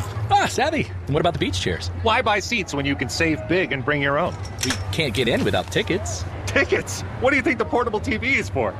Don't save money pretending to go to the game. You could save hundreds by switching to Progressive. Get a quote at Progressive.com. Progressive Casualty Insurance Company, affiliates, and other insurers. Not available in all states or situations. Wednesday with Don, Hahn, and Rosenberg. The show is live from Stout, NYC, ahead of Game 2 between the Knicks and 76ers. We need to be proud and happy of the result we bring in the playoffs, and I think right now we're seeing a culmination of the trials and tribulations we went through in the season to be at this point. If you're going to the game or want to feel like you are, stop by Stout, NYC and see Don, Hahn, and Rosenberg today at 3 on ESPN New York and streaming live on YouTube.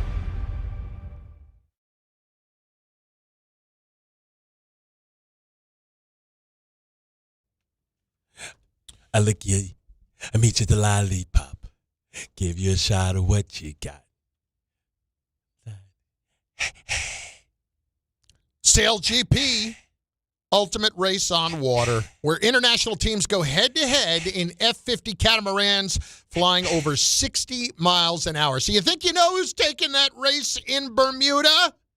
Make your pick on the ESPN New York app, and you'll be entered to win an exclusive meet and greet with Sail GP athletes at their team base at the Mubadala New York Sail Grand Prix. Make your pick now.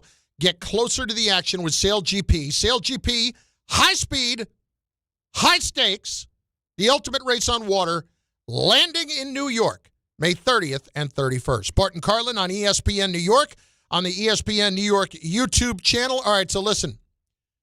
It's really just an excuse to eat. But tomorrow, live Carlin's Corner Table, New York versus Philly, cheesesteak versus chopped cheese. Forget that, John. Chopped cheese still needs to be ordered. We have ordered the cheesesteaks. They need to be picked up. Get that, John. I don't want that, John.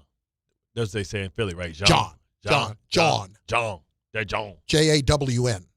It basically means everything. We got whiz on our stuff. Whiz.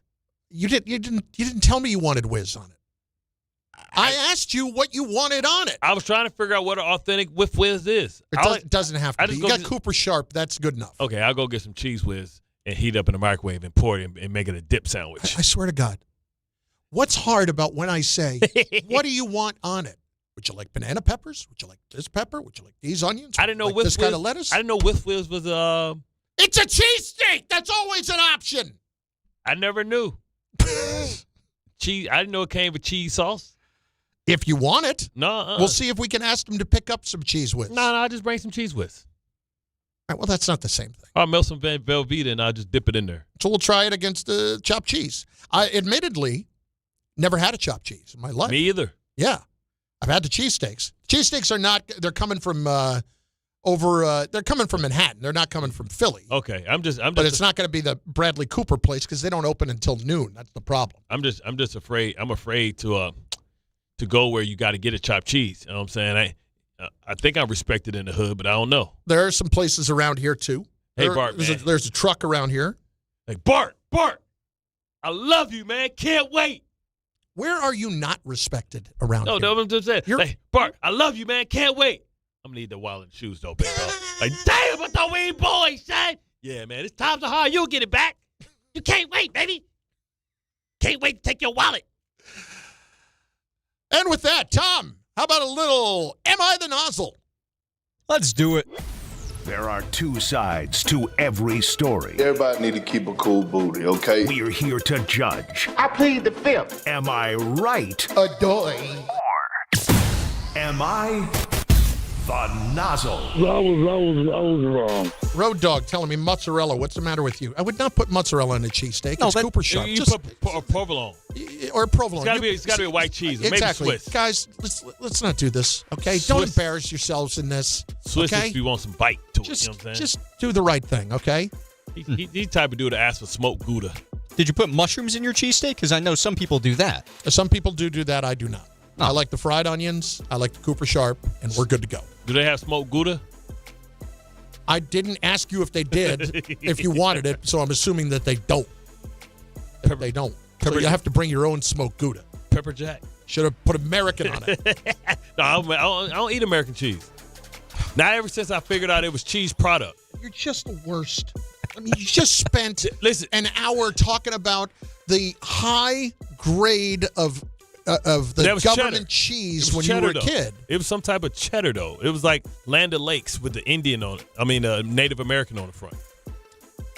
But then you were extolling the virtues of that. That was American cheese, and now you're saying I don't need American cheese because it's not real cheese. I don't know what it was. My wife makes It fun was of just me to orange. no end. It was just orange. Because she's from Northern California. Like, American cheese isn't real cheese. Yeah, I know. It's cheese product. It's like it's my cheese. That's my cheese. You know what American cheese does? Melts. It's got too much milk in it. You know what I mean? Oil and milk. You know what I mean? Give me a nice slice of cheddar. I love cheddar cheese, too. Sharp cheddar. I love all kinds of cheese, but don't besmirch another just to make your cheese feel better. That is true. All right, Tom. So, yes, Bart is a nozzle for not eating American cheese. But at any rate, let's get on to some sports versions of Am I the Nozzle? So I don't know if you guys saw, but Mitchell Robinson got ejected from a game against the Hawks. And, of course, the Knicks, they won that game mightily. So they didn't really need Mitch later in the game. That's not the point. You don't know if we saw. I like to be You're being little a wise sarcastic. ass. All right, yeah. Exactly. That's my style. Any rate. So, of course, because he got in a little fight with Dyson Daniels, I don't know if you guys saw, Mitchell Robinson took to social media and posted a nice video on IG Live calling out Dyson Daniels by words that we cannot say on the radio. And the NBA decided that wasn't nice, and they fined Mitchell Robinson $50,000. And part of that was because the amount of Robinson's fine takes into account his inappropriate posts on social media in reference to the incident post-game. That's the official statement from the NBA, which is... Can't be trolling me, That's loser man. behavior by the NBA. But anyway, I just wanted to play Mitchell Robinson's audio talking about everything post-fine. Two grown men playing competitive basketball, kind of the nature of this game, postseason. That was his take on the scuffle. Now, here's what he says about the NBA, calling him about it. Yeah. Not even making it look close, like the team's even fouling him. You've got guys like 10 feet away from him, and he's still trying to draw a foul there. Yeah. Instead of the Black Mamba, we call him the Black Brunson. Okay, well, I don't agree with that, but then you've also, I saw one play Tom, where... you want me to get production to make you a disclaimer? Yeah, I mean, you could just play the normal disclaimer as is. I think that could be appropriate here. Bart has just said something that Chris won't comment on. While humorous, Chris values his career too much. I do value my career very, very much. There you go. But also, OKC, there was I forget what play it was or who was shooting.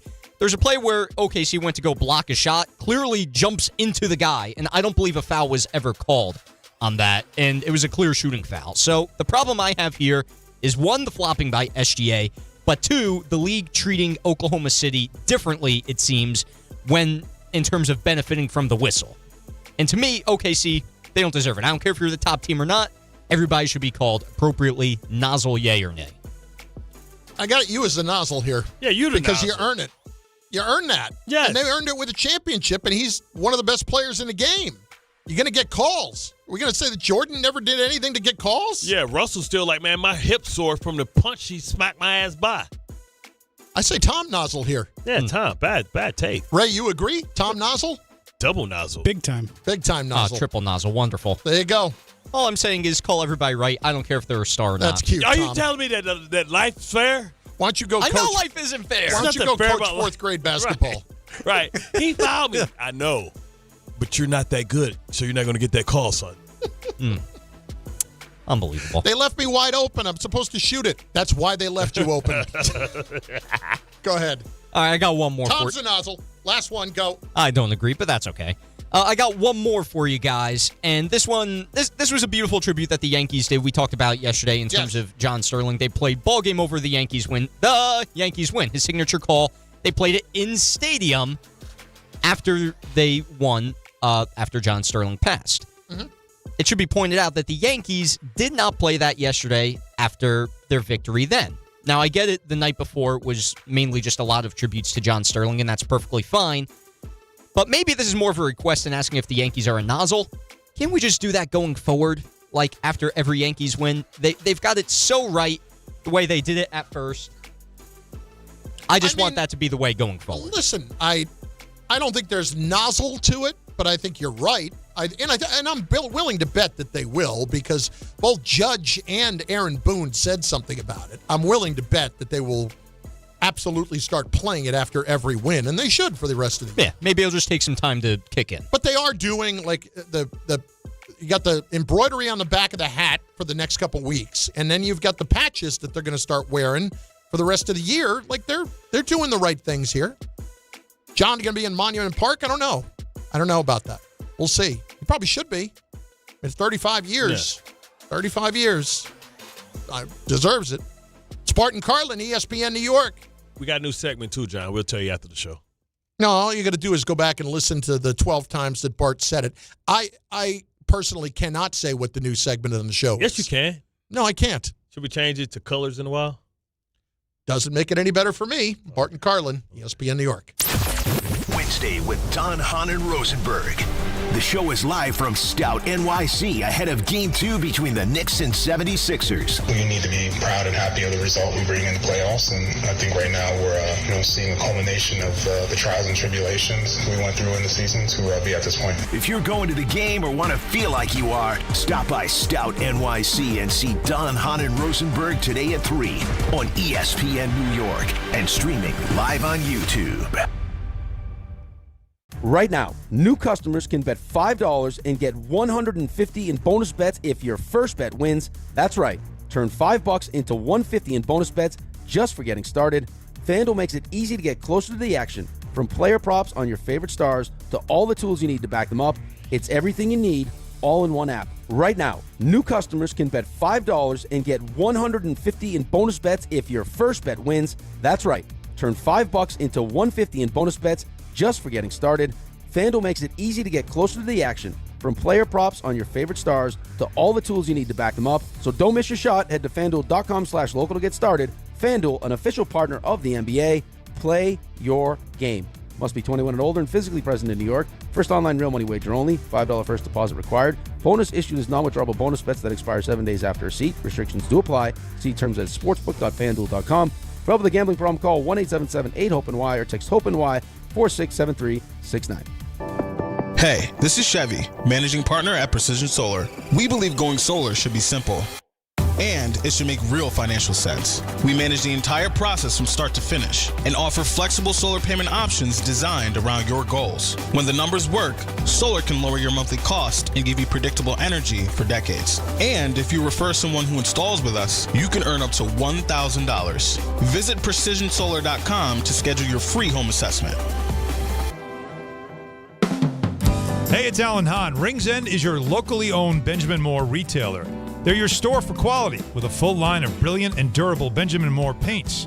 They're your store for inspiration with thousands of colors and a variety of sheens. And Rings End is your store for expertise with one-on-one advice for contractors and homeowners. Insist on Benjamin Moore paint from Rings End because the gorgeous color you love can't be matched in another brand of paint.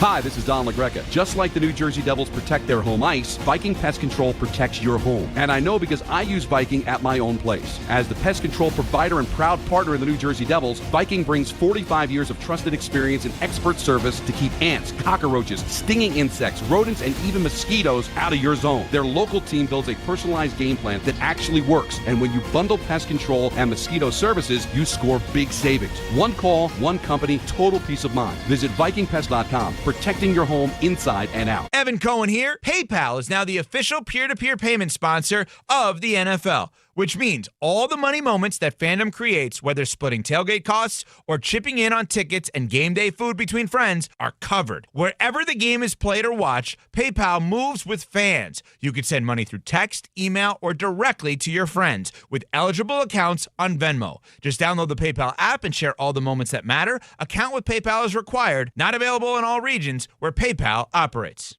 Evan Cohen here. In life, as in sports, the pros make it look easy. That's why pro golfers like Jason Day, Ben Griffin, and Patton Kazire trust the pros in lawn care. True Green. They have the experience and expertise to give you a lawn worthy of the PGA Tour. And since True Green does the work for you, you get more free time, or more tee times. So stop stressing over your lawn and start loving it. Sign up now at TrueGreen.com because nobody makes it easier to get a golf course quality lawn than True Green, the official lawn care treatment provider of the PGA Tour. Sail GP is the ultimate race on water, where international teams go head-to-head in F-50 catamarans flying over 60 miles per hour. Think you know who's taking the win in Bermuda? Make your pick on the ESPN New York app, and you'll be entered to win an exclusive meet and greet with Sail GP athletes at their team base at the Mubadala New York Sail Grand Prix. Make your pick now and get closer to the action with Sail GP. Sail GP, high speed, high stakes, the ultimate race on water. Landing in New York, May 30th and 31st.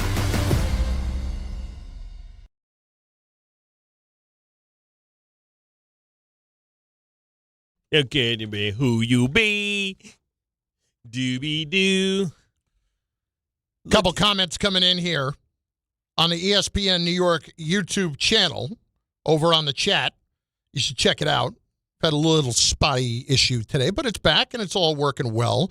To say that team was better than, say, the 94 team is an interesting, considering the 94 team went a lot further and one game away from the championship. That's Javi in Queens. I think he's talking about one of the other teams. But with the primary discussion was around this particular Knick team and the fact that it's more talented than any of the other Knick teams that we've seen in 40 years. Like, there's more talent on this Knicks team than there was on any of the teams in the 90s. Are you going to argue that maybe those teams were better teams? Well, some people are going to say because they were this, but in general, they're going to say, oh, well, the players today are more skilled than the players back then, right? So that's what they're going to say, because in this era, Oakley would be shooting a three from the corner, not just the 18-footer. Right. Right? Mason would have been popping up threes, too. Hell, we watched Andre Drummond become a three-point shooter. Brooke Lopez, who was one of the most dominant big men early in his career down low, shooting threes. So so they have to take that in consideration, too, that the players back in the day could adjust to the game today, too, and shoot threes. They could adjust to the game, but it also would have been called differently as well. You couldn't be nearly as physical, and I get it. Man. They're two different eras. You know how many fouls Ewing would have? Like, he would be Joel Embiid. People be fouling all the time. He'd be at the line. He'll spend his whole life in the line. But is there any argument that that team was clearly more talented? That this team is clearly more talented than any of those teams? Yeah, I believe so. What about any of the other teams since? The 99 team? Now, Ewing was hurt, but you did have Sprewell. You did have Allen Houston. You know, I still think the top-end talent of Towns and I can't really put Ewing in the discussion because of the broken wrist. But the top-end talent, when you're talking about Towns and Brunson, I think is better than the top-end talent of Sprewell and Allen Houston. It's close. Sprewell, Allen Houston. Was LJ hadn't got there yet? LJ was there. LJ, Mason. Mason, because Oakley was gone, right? Mm-hmm. I mean, that's a talented team, man. Mason was a problem, man. He's a 6'8" point forward. It was here was that team, okay? Again, Ewing was hurt late in the year, okay? It's LJ, it's Houston, it's Sprewell, it's Kurt Thomas, it's Marcus Camby, Chris Childs, and Charlie Ward. Yeah. And that's basically and Herb. Kurt Thomas and Rick Brunson. Kurt Thomas had those serial killer eyes. Him and Tom, eerily similar. Yeah, I could see that. Yeah, he had them like they would never find. Kurt Thomas is not the guy that you want to be alone anywhere with. Yeah. Back then. Tom too. See, I think we're being a little harsh on Tom when we say that. Like, Tom, I don't think Tom's a serial killer. Tom, I got your back. I don't think you're a serial killer. You don't sound very.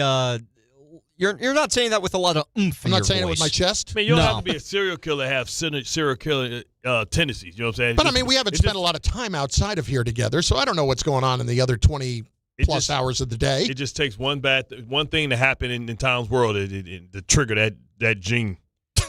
Wow. Are you a guy that gets triggered easily? Do you have a hairpin trigger, Tom? You talking about the dude that said he had them soft ass punches in his drywall? Are you asking him that really?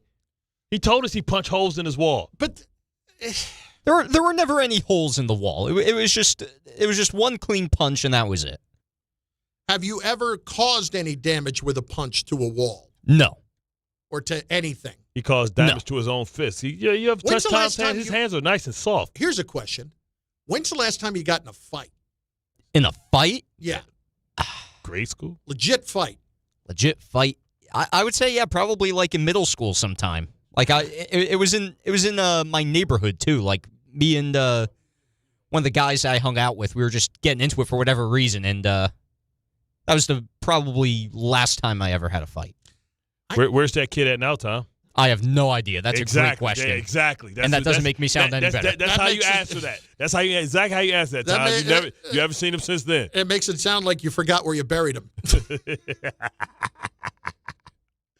Bart Carlin, ESPN New York. Again, programming reminder. The Mets-Rockies game tonight can be heard on 1050 ESPN starting at 8:30 p.m. And Game 2, Knicks 76ers is going to be right here on 880 ESPN New York starting at 6 p.m. And all games can be streamed on the ESPN New York app. Game 2 tonight.